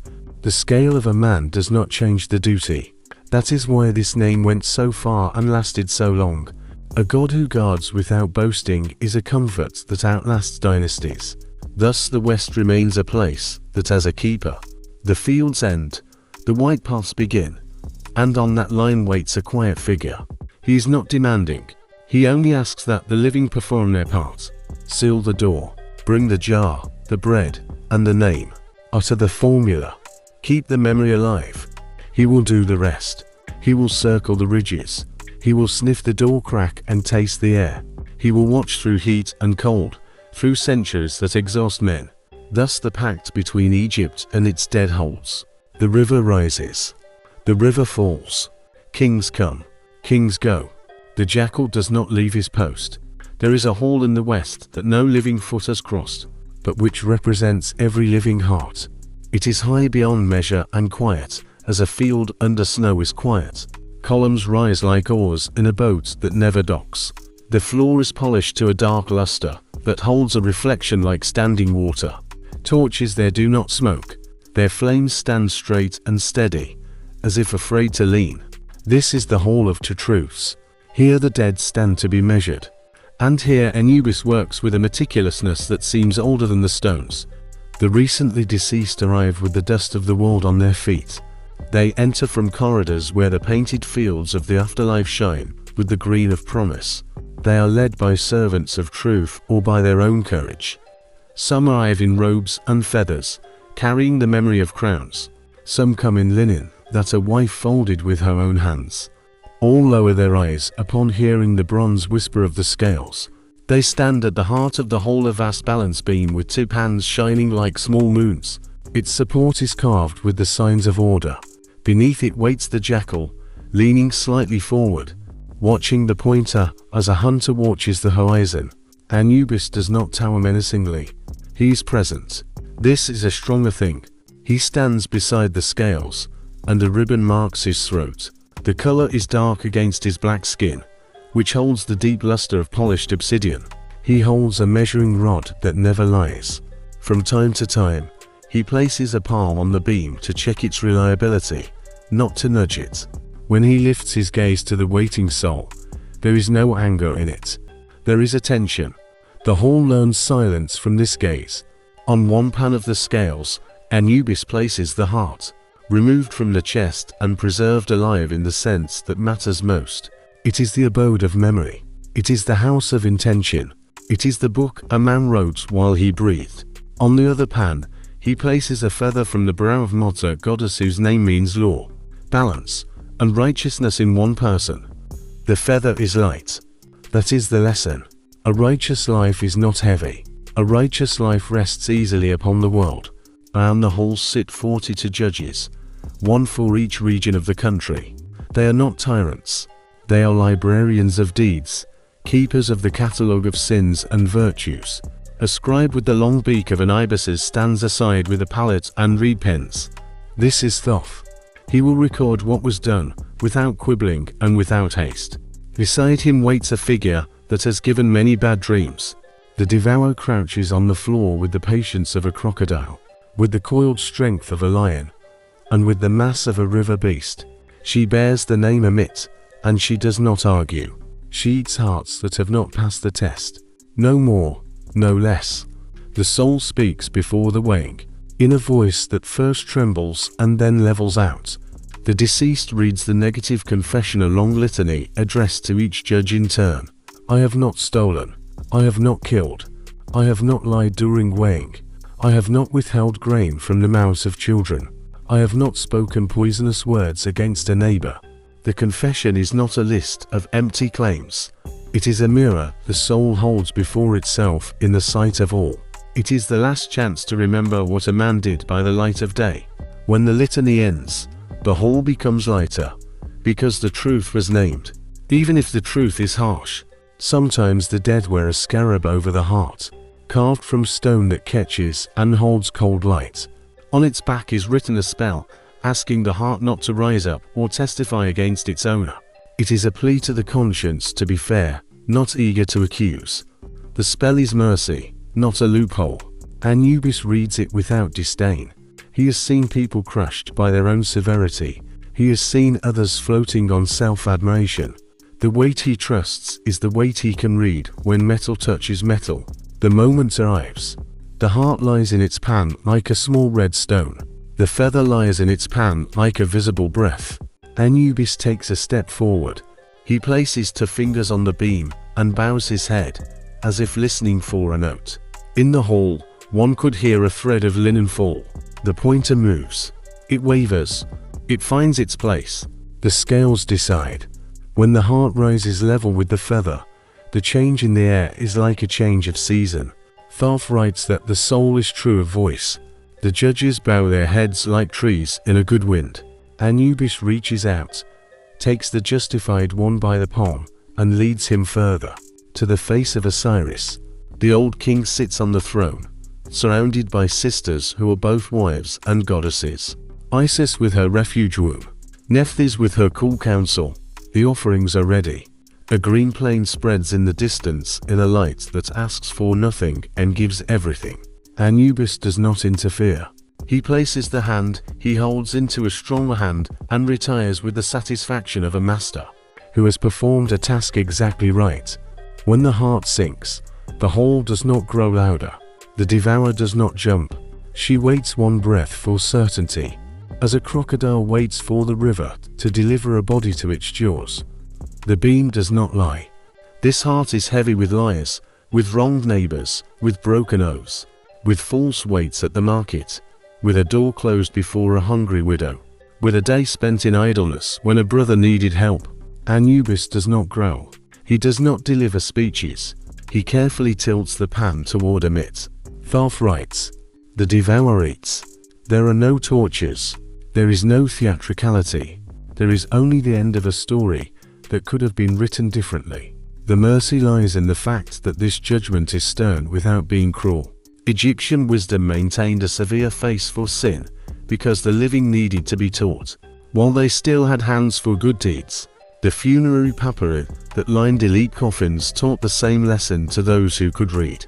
They are called the chapters of coming forth by day, which people later called the Book of the Dead. Their spells are not loopholes, they are reminders to remain vigilant. They teach the dead the names of the gates and the correct greetings for the guardians. But they also teach the living the habit of measuring. Every shopkeeper's scale in Egypt was a cousin to the one standing in the hall. Every honest merchant trained for his own weighing when he ensured the beams settled truly. The scene of the weighing was painted over and over for centuries. Artists in Thebes, in Phaidum, and in cities that no longer exist knew this order by heart. On the left, the dead approach. In the center, the beam tilts or freezes in balance.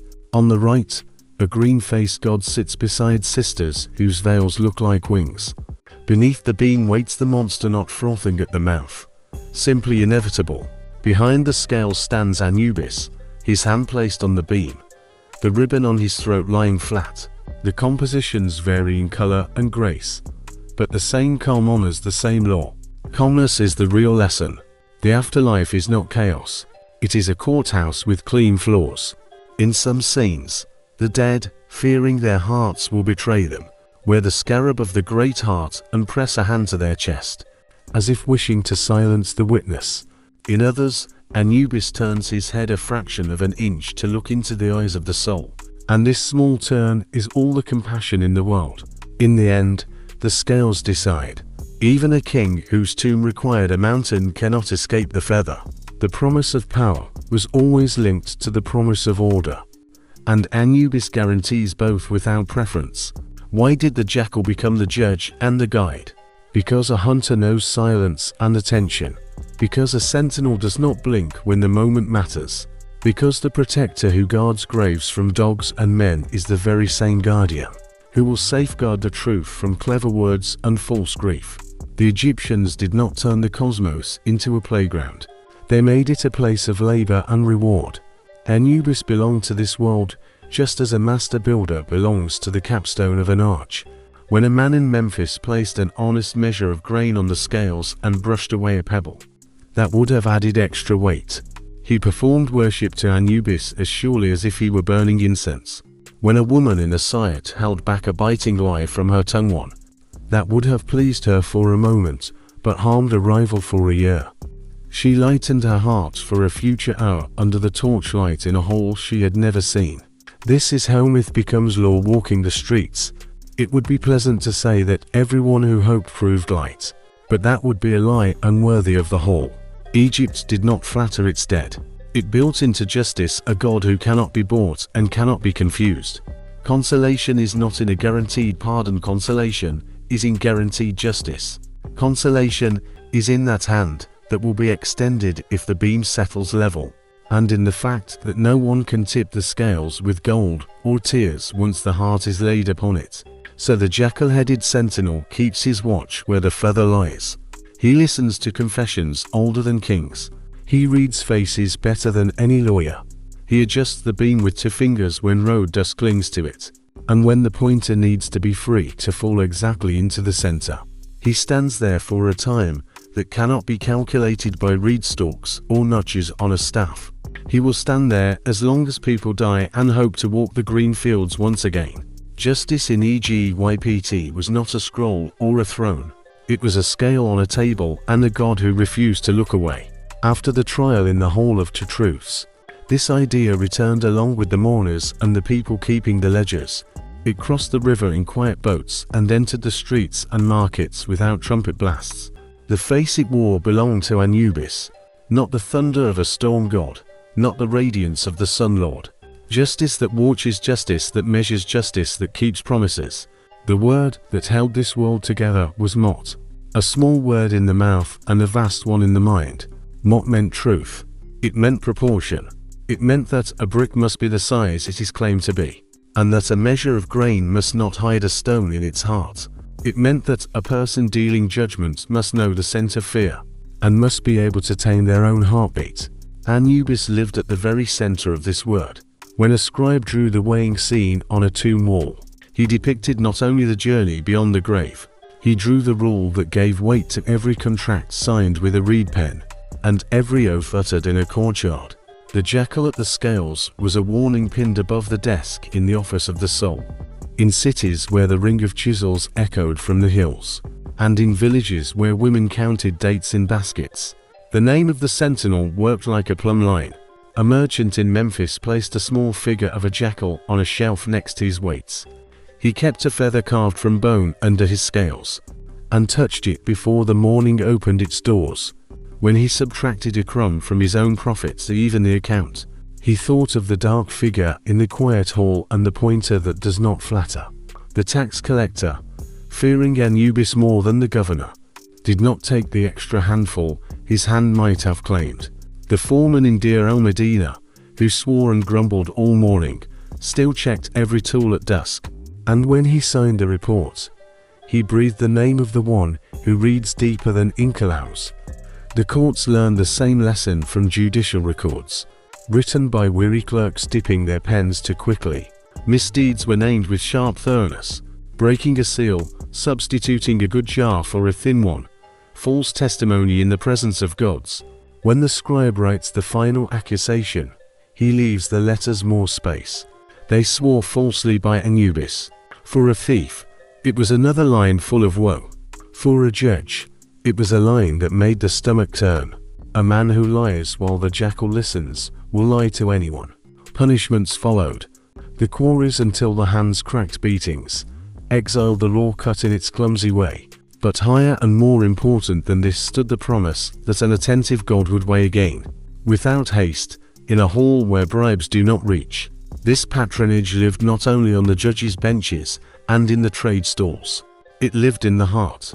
The philosophers of Egypt preferred action to talk. They wrote their ethics into tasks. When a potter kept the clay moist and sheltered from the sun. When a stonemason wetted the stone to see its grain more truly. When a midwife kept silence about a paternity that would have destroyed a family. These were offerings to Anubis as surely as any cone of incense. The gods are not blinded by ceremonies. They see the man returning the lost ring, and the woman admitting a mistake while it can still be corrected. They see the apprentice adding a fig to a widow's measure because her hands trembled as she counted coins. The heart becomes light through small deeds, like linen laid strip by strip until the body is whole. The priests taught this with a patience that outlasted dynasties. in chapels smelling of oil and the light of rush lamps. They raised small images and reminded the living that the judge of the scales has a long memory. They taught children to pronounce the names of the judges, not to scare them, but to give them a map of conscience. They taught apprentices in the house of embalming that the hands doing holy work must be clean, even when no one is looking. They said that the God who guards the tomb also guards the truth. A boy growing up with these lessons looked at the jackal on the lintel and felt the same calm as when a good master stood in the doorway of the workshop and silently watched the work. The presence of an attentive witness makes people straighten up without extra words. The idea crossed borders. Greeks coming to Egypt laughed in the morning at animal heads on divine shoulders, but by noon they were already making offerings. Even they felt a sober consolation in a measure that no lawyer can contest. In their scores, they swore by all sorts of strange powers. In conversation, they grew accustomed to saying by the dog of Egypt when they wanted truth to have weight. They meant Anubis, even if they could not pronounce his ancient name in the Greek manner.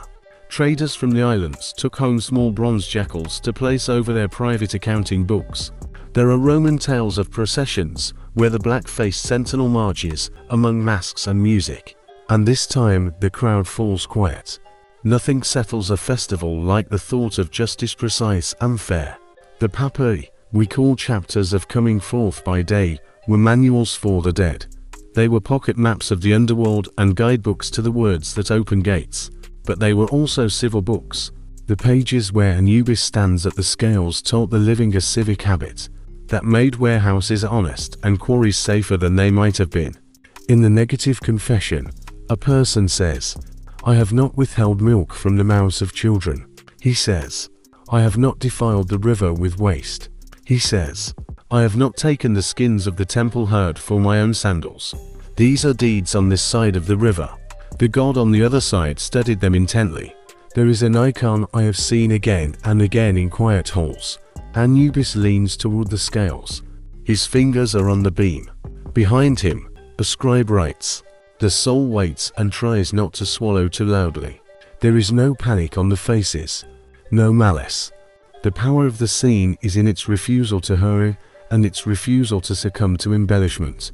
The deceased wears necklaces heavy enough to tire the neck. The feather is just a bit of fluff a child would lift with 2 fingers.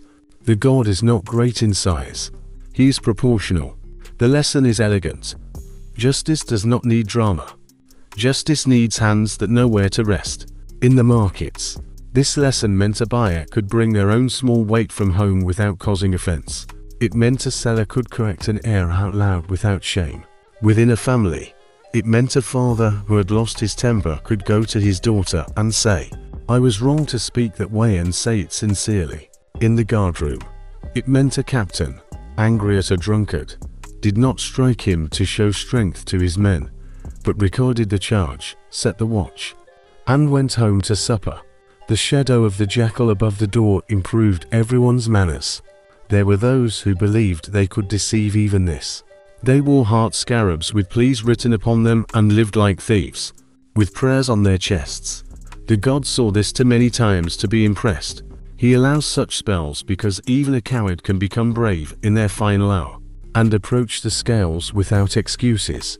He allows them because sometimes a person has been too harsh with themselves for too long and needs a mercy that speaks to a frightened conscience. He never allowed a lie to weigh less than it did. The beam betrays the soul. Better to set your affairs right while you breathe than to argue poetry with a bronze mechanism. If you want to see his justice alive in the world of the living, go to the West Bank in the evening.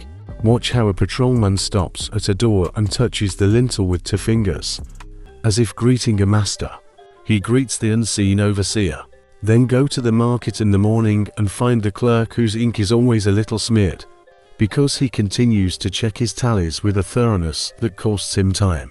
Ask why he is so slow, and he will laugh softly and say that a man should not bring disgrace upon himself. In the next world, over a few grains of barley. Look at the small stele for which a family spent a month of free hours to hire a carver for the inscription, an offering which the king gives and which Anubis gives. The grammar is clumsy if you think like a modern scribe. It is perfect if you have ever buried someone you love. You need both a distant power and a nearby guardian. You need the law above and the law at the door. That is why the jackal remains in memory when other gods are erased by time. He does not flatter. He does not pose. He works. He weighs. He keeps his night watch on the ridge, and then enters within and reads the heart, as a master reads the grain of wood. He is the god whom the stonemason respects, whom the widow thanks, and whom the judge fears enough to sit straighter. He is the god a child can understand when they place a bread crust on a tomb ledge, and whisper a promise to try to be good tomorrow. He is the god who makes fear useful, turns it into attention, and then into peace. The place of embalming is located where the city gives way to silence, near the edge of the western desert, where the wind carries the taste of salt and chalk. The sun-dried brick walls are cooled by shade, and water jars set in niches to sweat in the heat. Inside, the air is saturated with layers of aromas that do not argue with one another. Pine resin like a forest in the mind. Cedar like a carpenter's shipyard. Myrrh sweet and slow. Palm wine sharp as a clean blade. Natron settles in pale drifts along the floor, where the sweepers never fully erase yesterday. Lamps hang on pegs, and their flames stand straight, because this is a room that takes even fire into its hands. It is called the pure place. The door lintel bears words reminding every visitor to leave quarrels behind. Apprentices enter holding their sandals in one hand and set them aside, as if setting aside pride. A scribe with his palette sits at the entrance and enters every name into a long scroll, recording who came to do the work and for whom it must be done. On an alabaster slab lies a body, washed and anointed with oil. A citizen who once bargained over onions and laughed at a festival, and now waits while the craft returns to him what the living must not withhold. Around him stand tall open vessels, like waiting mounts. Copper bowls glint. Blades nestle in fabric like sleeping snakes. The Sem priest enters first. He wears a leopard skin falling coolly over a linen kilt. Its spots are like small eyes, remembering the night when wildness learned its place. In this room, he is not the lord. He is the foreman of the guild, whose tools must be clean, and whose mind must be calmer than that of ordinary people. He takes the jackal mask from a cedar chest and holds it a breath away. When he puts it on, the room changes just as a ship changes when the captain steps on board. For a time, he becomes the very presence of the one who taught this craft. His voice lowers, and the words he speaks settle on the walls like a seal on wax. Come, Lord of the sacred land, stand behind these hands. Let this work be precise. Beside him, the lector priest whispers chapters that guide the living and the dead alike. He does not summon thunder. He chants to count the steps. The body is washed for purity with water and wine that stings the air, and carries away the breath of the market. The chest is opened with an incision clean and sparse. Not a single gesture is wasted, for wastefulness would be an offense. What must be extracted is extracted, and each organ is lifted with the care a mother might show to a sleeping child. They are washed, dried, and wrapped in linen that crackles because it is soaked in good resin. The vessels receiving them are crowned with lids in the shape of guardians. The human-faced keeper of the liver, the baboon-faced keeper of the lungs, the falcon-faced keeper of the intestines, and the jackal-faced keeper of the stomach. Their true names are spoken to set the guardians at their posts. The heart remains where it belongs, for it has a later meeting with the feather and with the god who watches. The natron does its slow, skillful work. The body is laid on a bed of salt that is older than history and wiser than any physician. 70 days become the count that families keep in whispers in their homes, waiting for news. The workshop breathes around the quiet patient. Resins boil and cool. Linen is torn into strips in a measured rhythm. The scribe dips his pen and writes. Children pass by the doors on small errands and look inside with that serious curiosity that grows in a land where death is no stranger. From time to time, the priests return to check the body with the press of a finger master's check, in which there is nothing of morbid curiosity. When the flesh ceases to yield, the next stage is ready. Bandaging is music. Two men stretch the linen band, while a third guides it, under and over, so smoothly that the cloth seems to move of its own will. Amulets enter the work like quiet guests, edged pillar for the spine and stability, a scarab for the courage to speak true words, a goddess not to wrap a fragile place in the protection of motherhood, an eye to watch the road ahead. Each is placed with a prayer that fits it just as a scabbard fits a blade. Resin binds the layers and makes a single whole of the person. Again, with every turn of the bandage, the figure becomes less a body and more a promise. For the final rite, the room falls still. The Sem priest stands with the adze that opens the senses closed by grief. He touches the lips because words must go forth again. He touches the eyes because sight must return. He touches the ears because names must be heard in a garden greener than any field by the Nile. The lector priest utters words that call the doors by name, and they open like polite hosts. The jackal mask looks down at the face, and in that gaze is the calm pride of a master who has taught his trade well. This moment is not a spectacle. It is simple as a first breath. While the sacred work proceeds, the world outside goes on its way. In Memphis, the house of Anubis looks after the craft as a guild looks after a trade. Fees are set and contracts are read aloud. A family may choose rich cedar or simple local wood. They may choose a gilded face or a painted one. They may choose a long service with many amulets or a brief one, where the essentials are soundly done. The priests do not grimace at the sight of the poor. A dignified burial is a covenant of faith and public order. A small jackal on a tiny chest will guard as seriously as a large image on a shrine worthy of a prince.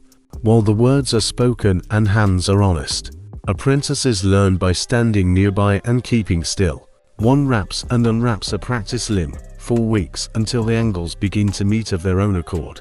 Another grinds natron and records weights until the calculations come quickly as breath.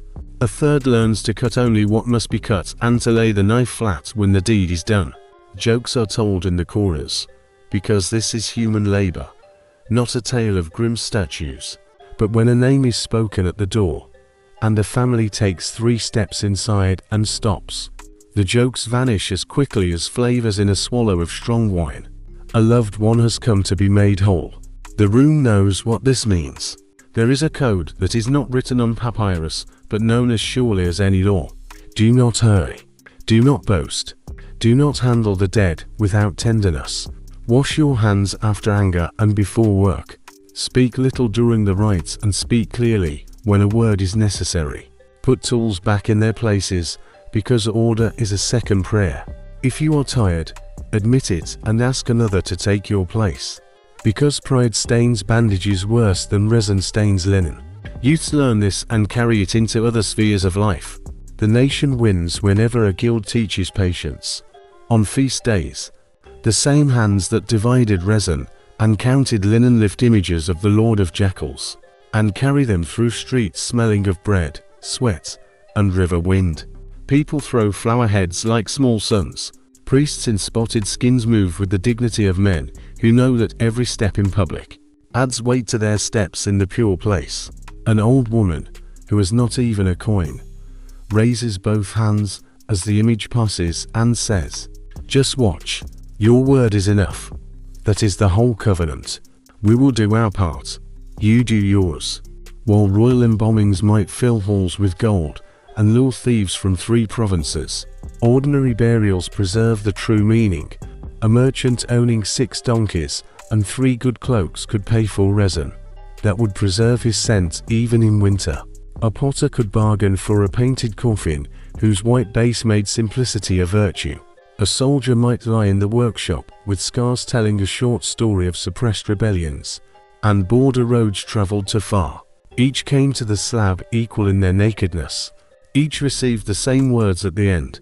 When the adze touched lips, eyes, and ears, the difference between the rich and the poor in this place was a matter of decoration, not attention.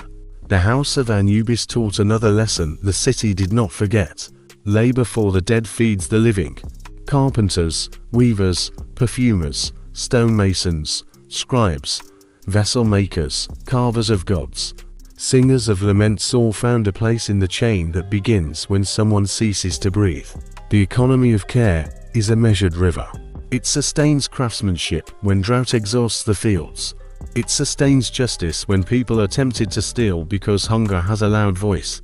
If a thief thinks twice because the black jackal will hear him, the jar of oil will be saved. And the artisan will eat the god who guards the tombs, guards the livelihood as well. From time to time, the workshop accepts a traveler belonging to no house, a stranger wrapped in the mercy of neighbors, a child who has outlived both parents, and bears no clan seal. The priests do not bargain at such times. They set about the task with a special silence. The scribe records a substitute name so that no name is lost. From a chest kept specifically for such needs, a small amulet is taken. Kebishe, the daughter who brings water, is invoked with more tenderness than usual, and a libation is poured until the cup is light. In such hours, the room feels like a family. The city can borrow when the city itself lacks the strength. When, at last, the bandaging is complete, the painted mask set in place, and the cords tied on the shrine chest, the workshop moves from craft to ceremony. A sledge is brought. A small jackal is fastened to its nose with a leather strap. The family stands close enough to touch, but not so close as to disturb the order. That same priest lifts his mask for a moment to show his face, because the living must see. All this is done by men as well as by gods. Then he lowers it again, and the procession goes out into the light, while the voice of the lector priest changes from the measured speech of the room to a full cadence that loves the open air. The journey to the tomb begins. The house behind them sets its tools, its feelings, and its silence in order, and waits for the next name. Egypt gave its greatest temples to the sun on the east bank, but the west kept a quieter network of houses and shrines where Anubis was the master. They stood near the necropolises and on the thresholds of the sacred deserts. Their courtyards were white with limestone dust, and the door lintels were darkened by the touch of many hands asking for protection. Without ceremony, priests in spotted skins moved through these places with a steady step, not like princes, but like servants who had learned that greatness hides in diligent labor. The Greeks, traveling the Nile and making notes, called one such place the City of Dogs. This name is a neat translation of a truth the villagers already knew. There, the god was felt in the very breath of the streets. You could hear him in the twilight chorus of stray dogs that made the alleys sing. When the first stars lit up, you could see him in small altars where a black jackal watched from a painted roof, while steam rose from a clay bowl of a little gruel and beer left for the guardian of the ridge. Necropolis was not rich like Heliopolis with its high pylons, or like Thebes with its majestic courtyards. It was faithful, and that means more in the end. Throughout the land, near the great cemeteries, the presence of the god took peculiar forms. People treated living dogs and jackals with a tenderness that surprises those who have not read into the old customs. They were fed like parishioners with food scraps and bowls set in corners, which soon became shrines themselves. When one of these animals died, the priests treated it with the same respect a commoner's father might receive. It was wrapped in linen that repeated the great art in smaller strips and placed in clay, or wooden coffins shaped to fit the narrow snout and pointed ears. Then they were lowered into galleries flowing like cool rivers, beneath the necropolis corridors filled with rows of votive mummies. Each small figure was a request embodied. Each bundle meant that a prayer had been uttered in a quiet voice and paid for with a coin, equal to a day's wages for bread. In the torchlight, these catacombs looked like a storehouse of faith, long walls of sleep entrusted to the same guardian who protects princes. In the houses of Anubis, the image of the god was not always majestic. Often he simply reclined in the form of a jackal, carved from wood and painted a deep black. His front paws hung over the edge of a gilded arc, his eyes inlaid with a light that knows patience. A carpenter rubbed the surface until it acquired the soft luster of a river stone, wet at dawn. From the throat hung a ribbon indicating office. A small cushion raised the chest in a dignified incline. The statue was not large, but it ruled the room the way a good captain commands a ship without raising his voice. People brought him bowls of grain and pieces of bread, steaming in the morning coolness. They poured beer smelling of barley and yeast. They burned kifi and cedar, and watched the smoke rise with the hopeful confidence of a person who has tied a strong knot. Offerings were not bribes. They were a conversation. A family would come with a little gruel and a bunch of garlic and say, "Keep watch this night for our mother." A stonemason would bring a jar of clean water and ask, "May my hand be steady as I carve the names." A widow would bring a fig fruit and a promise to speak her husband's name aloud every week. The fruit was accepted with both palms, as if it were a precious gem. The priests took their share, as was fitting, and the rest went to the poor or to the animals that roamed here, as both symbols and full residents. In books, offerings look like inventory lists. In the courtyards, they felt like love letters written in the language of the kitchen. There were also processions quieter than the parades of the sun gods, but steady in their step. On selected days, the image of Anubis rode on a low shrine carried by men whose hands did not shake. Spotted skins swayed in a slow rhythm. Children ran ahead to sprinkle the dust with water. Women threw flower heads that flared like small suns against the black lacquer. The lector priest walked to the side and uttered blessings, naming streets and families. On corners where thieves were known to discuss their business, the bearers would pause and turn the jackal to face the mouth of the alley. The message needed no words. Shopkeepers slid their bolts with the ringing sound of people who had taken the hint. Anubis, the mirror image of the jackal lord and the quiet hand at the funeral bed, stood in her own corners of these houses. She accepted soft offerings, small honeycombs of beeswax and baskets of linen scraps for swaddling and mourning. People asked her to soothe the recently deceased and to support the living left in rooms that suddenly seemed too large. In the same courtyards, a slender serpent goddess wound along the basins for ablutions. This was Kebishe, the daughter who brings cool water. Embalmers called out her name when they poured libations on the linen and washed resin from their fingers. Mourners called her when the summer heat lay like a weight on the courtyard, and grief made the tongue heavy. They asked her to quench the thirst of both the dead and the living. Kebikit's small altars were simple: a bowl, a fresh palm branch, a painted swirl of water that looked like music. Not every town could afford a pillared house and a treasury, but even in villages at the edge of the desert, there was a jackal stone. A knee-high stele with a quick sketch of the deity reclining on a roof was enough. There, a person on the way to the cemetery could touch the image with 2 fingers and whisper, "Be with me as I seal the door." There, a woman could leave a warm cake and a sip of beer, calling out a name toward the west. The west was always listening. The god did not count the clergy by head. He counted the hands doing their work with care. The economy of devotion worked simply. Pilgrims bought small Anubis amulets carved from basalt or faience. They tied them to cords and wore them around the neck when they had to travel at night. Mothers hid them in baskets where newborns slept, a small assurance against the old fear that the boundary between this house and the next might be too thin in the first week of life. Scribes drew the god on coffin boards with quick but loving lines, receiving payment in bread, oil, and the promise of a mention in family prayers.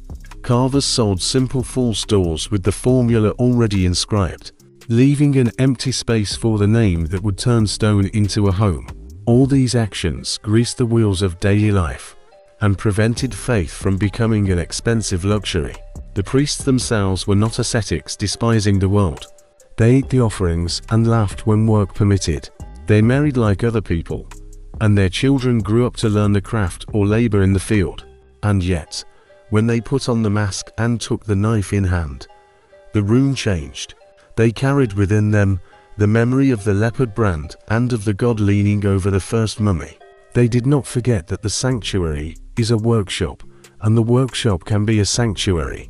This is a difficult lesson to carry always, but it keeps people from lying when the warehouse door beckons, and when a relative needs a favor.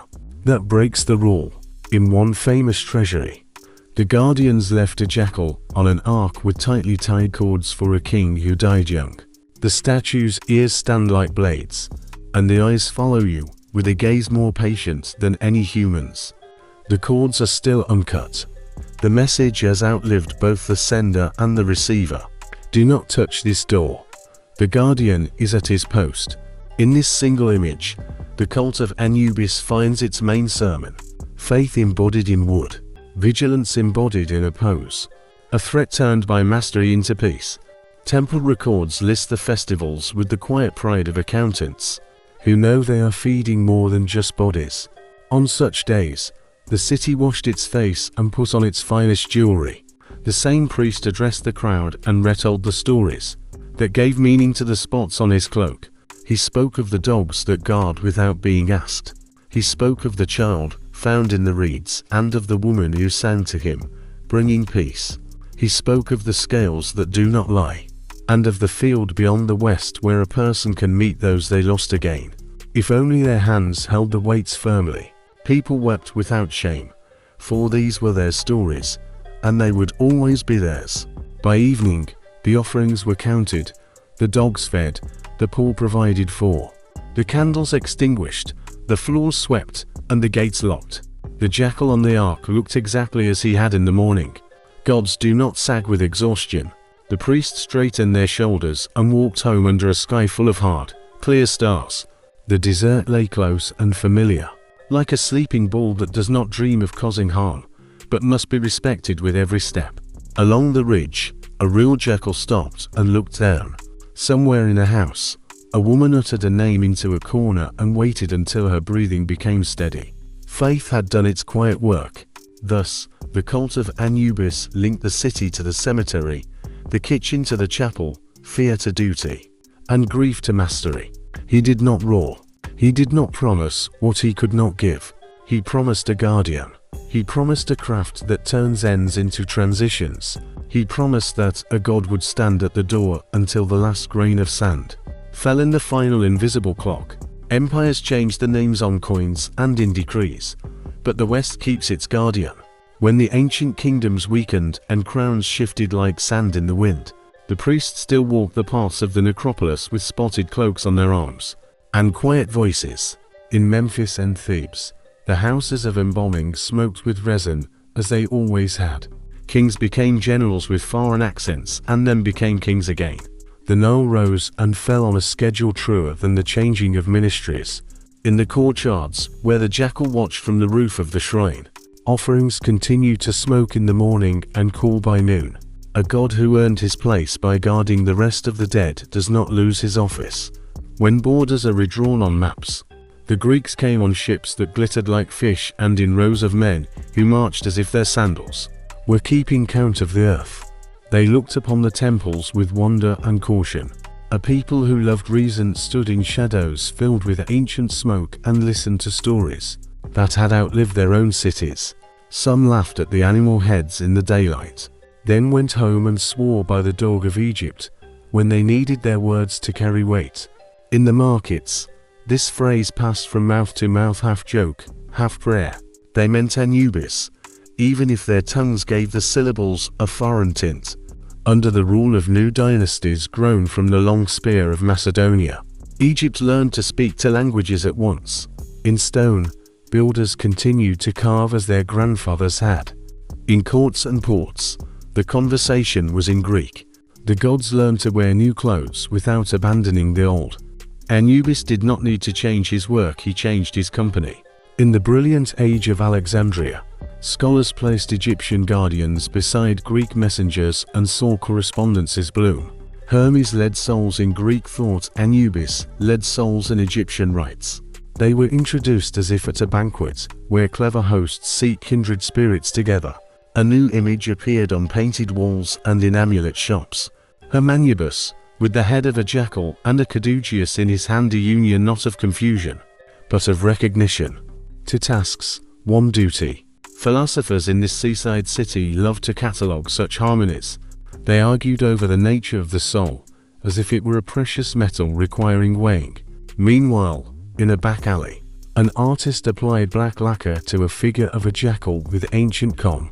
Processions clamoured along colonnades, where the scent of frankincense mixed with the sound of Greek hymns and Egyptian drums. At the festivals of Isis, the goddess's ship sailed on shoulders through the swaying crowd. and among the masks flickered a black face with long ears and steady eyes. The presence of the jackal gave the spectacle stability. Even a city built for wonder preserves a place for order. In the Fayum, where the lake gathers light like a jewel in the brown earth, the dead began to take their faces into eternity on lime wood boards painted with love. The portraits look out with eyes that had seen both Homer and the Book of the Dead.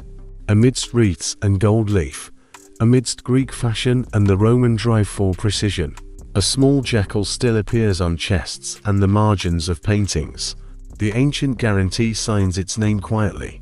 A family that learned Greek letters well enough to write an epitaph for a child still keeps a faience amulet of the Black Guardian hidden under the bandages, where no scholar would see it until centuries passed and museum light found the glaze. Lore carried the god into new halls. Roman officials loved contracts even more than the Egyptians did. But here, contracts also carried the memory of the hall where the heart lies beside the feather. Judges wearing the purple border listened to cases of tomb theft with a severity dictated by custom, as much as by decree.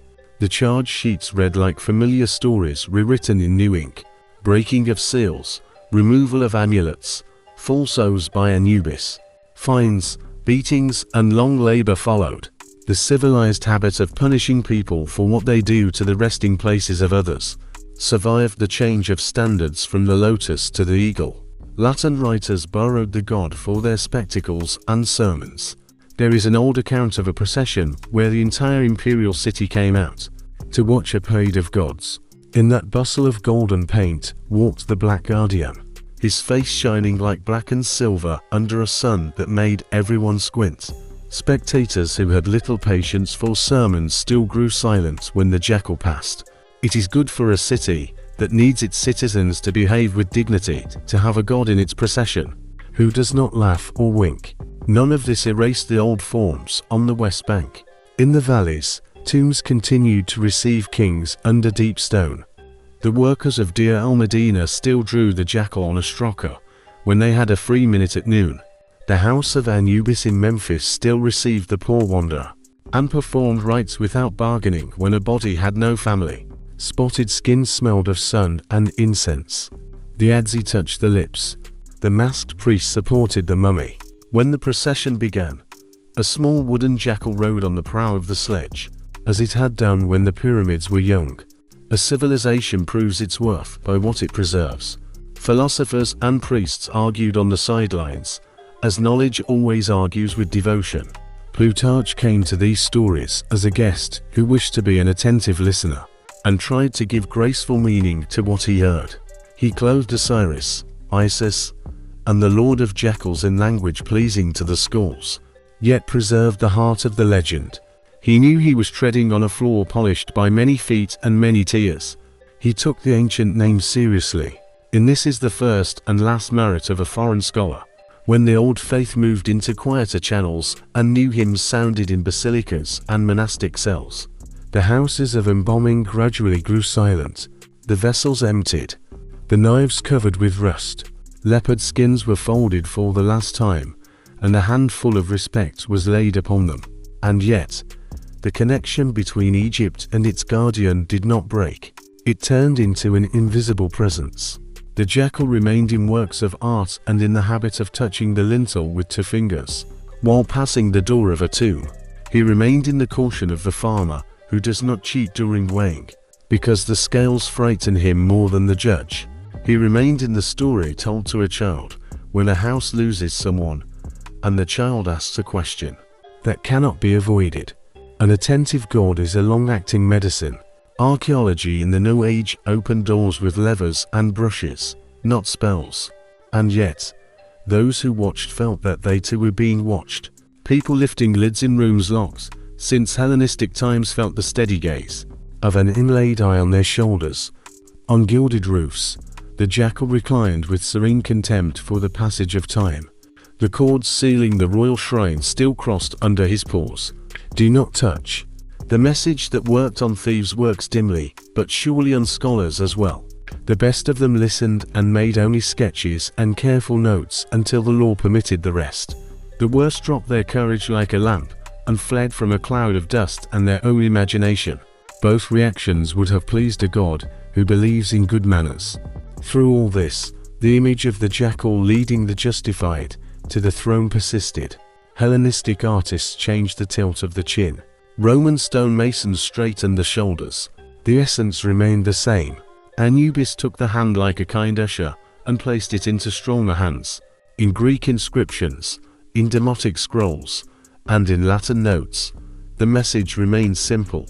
The guardian does not seek glory. He keeps the doors and he keeps the scales. He serves the great throne without jealousy and without fatigue. A people capable of carrying their guardian through conquests, fashions, and alphabets is a people with a backbone. Egypt proved this. The river did what it always did. The desert kept its silence. The West remained a doctrine and a direction. In houses where a grandmother still lit a cone of incense at twilight and whispered a name into the corner, the smoke rose just as it rose in the Old Kingdom, and in the reign of Alexander, and in the time of the emperors, and after them. The God who hears this does not keep a calendar that humans can read. In Egypt, time does not move in straight lines. It drifts like sand and returns in circles, like a falcon on an updraft. For a long time, the old rites were silent. New prayers filled new stone vaults. People in black robes and people in white argued in cells where incense rose, now called by other words.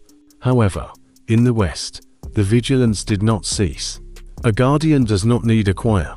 He only needs a threshold.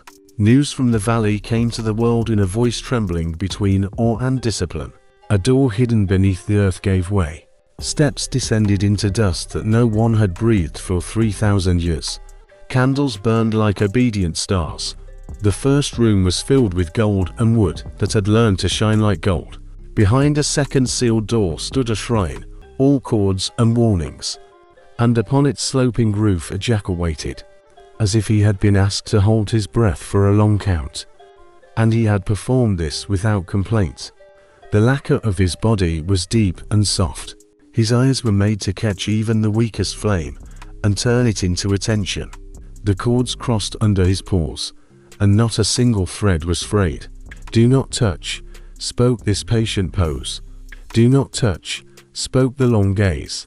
The message traveled from a court that vanished before Rome was even a rumor to an age of cameras and electric lamps, without losing a syllable. The people standing there felt what the stonemasons, thieves, and priests had felt before them. The presence of rules older than your own life is both comforting and cautionary. They wrote in their books with hands that tried not to shake. They cut the cords only when the law permitted, and then with more ceremony than many thrones have seen. The world looked on from afar and relearned what it once knew and then forgot. Faith is not noise. It is a guardian at the door and an agreement that must not be broken in haste. After that discovery, many others followed. The desert gave up its corridors like a miser deciding to make a will. In each of them, the old order spoke. On magical bricks buried in the floor, a quick little jackal raised its head as if wishing to sniff out an intruder.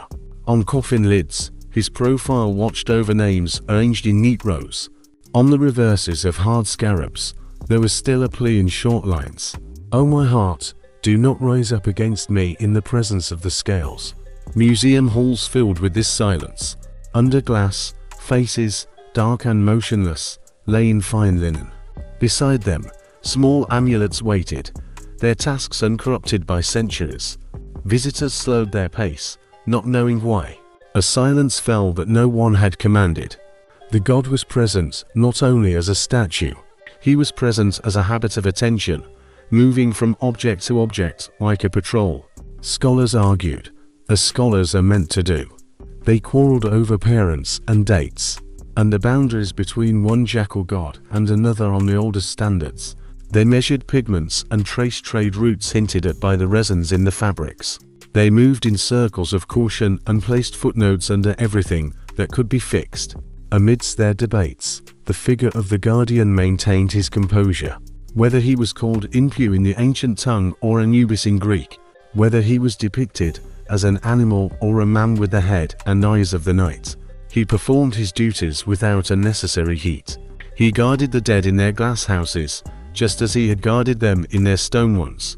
He stood at the scales on painted papyri and taught anyone who cared to look that justice is a craft before it becomes a verdict. Not all of his service belongs to halls with guards and labels. He lives in the everyday memory of a country that still calls the West by his old names.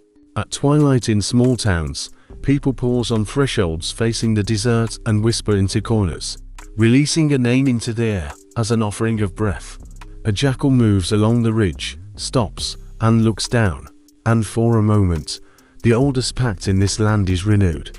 "Take care of them," says a grandmother to no one a stranger could see. "I am," the ridge answers with a silence that does not feel empty. The cult that once mummified whole packs of dogs left a different legacy for a different world. A dog sleeping in the shadow of a workshop in Cairo, with protruding ribs and torn ears, receives a crust of bread and a slow pat on the head. This is not worship. This is recognition. Somewhere beneath the name of the saint and the name of the prophet lies a layer of more ancient memory, saying that the four-legged guardian deserves courtesy for ancient reasons. This is how civilizations survive. They hide what they must and keep what they cannot afford to lose. In the simple acts of ordinary days, writers, artists, and creators of fictions have also had a hand in him. They placed him on screens, on book covers, and in tales designed to frighten or comfort. Sometimes they clothe him in armor and send him into battles that would have baffled his first priests. Sometimes they make him a stern king of the dead and forget that he was always best at the role of the perfect servant. Even then, the essence shines through the costume. Long ears like blades, a gaze fixed exactly where it should be, one hand on the scales, one supportive touch on the coffin. The essential pose survives even in the loudest modern retellings, like a melody heard through the beating of drums. The most important lesson he carries into the present is not a spell or an amulet. It is a standard of behavior. The idea that the world is held together by weighed actions, performed with respect, has never been more in demand than in cities that forget their dead. As soon as the excavator fills the trench, the god reminds without sermons, "Leave the workshop in order. Seal the door and do not return at night. Touch the lintel when you pass a grave. Do not take what was given to eternity to spend it in a single afternoon. Keep your scales clean. Let the beam find its center. Help widows. Admit the truth before you are forced to. If you do this, the final corridor will not frighten you." There is one last image that returns to me whenever I think of the Lord of Jackals. In an age of airplanes and electric bells, a museum hall after closing, the guard has made his rounds. The lights are dimmed, while the display cases hold only the ghost of their day. Outside, a bus exhales gas and drives off into the distance. A black figure reclines on a shrine. The sheen on its back catches a single thread of lights from a door not quite closed. He's not sleeping. Gods do not sleep at their posts. Somewhere far from this room, people bury their dead with other prayers and other tools. Somewhere near it, a stray dog sniffs a paper cup and trots off on its business. Between these two worlds, the old guardian holds the middle ground. He makes a broken world seem a little less broken. In the end, Anubis stands as an answer to the question that every nation asks: what prevents the darkness from becoming disorder? Egypt answered with the image of a master in black who looks after the doors and the scales. He began as fear turned into prayer. He endured as a craft turned into a mystery. He walks even now as a presence turned into a habit of justice. He has held this post longer than any king, and will hold it until the stars decide to forget their paths. In the long chronicle of people speaking to what frightens them, the jackal who watches remains one of the clearest and truest voices. He promises nothing he cannot fulfill. He keeps more than he promises.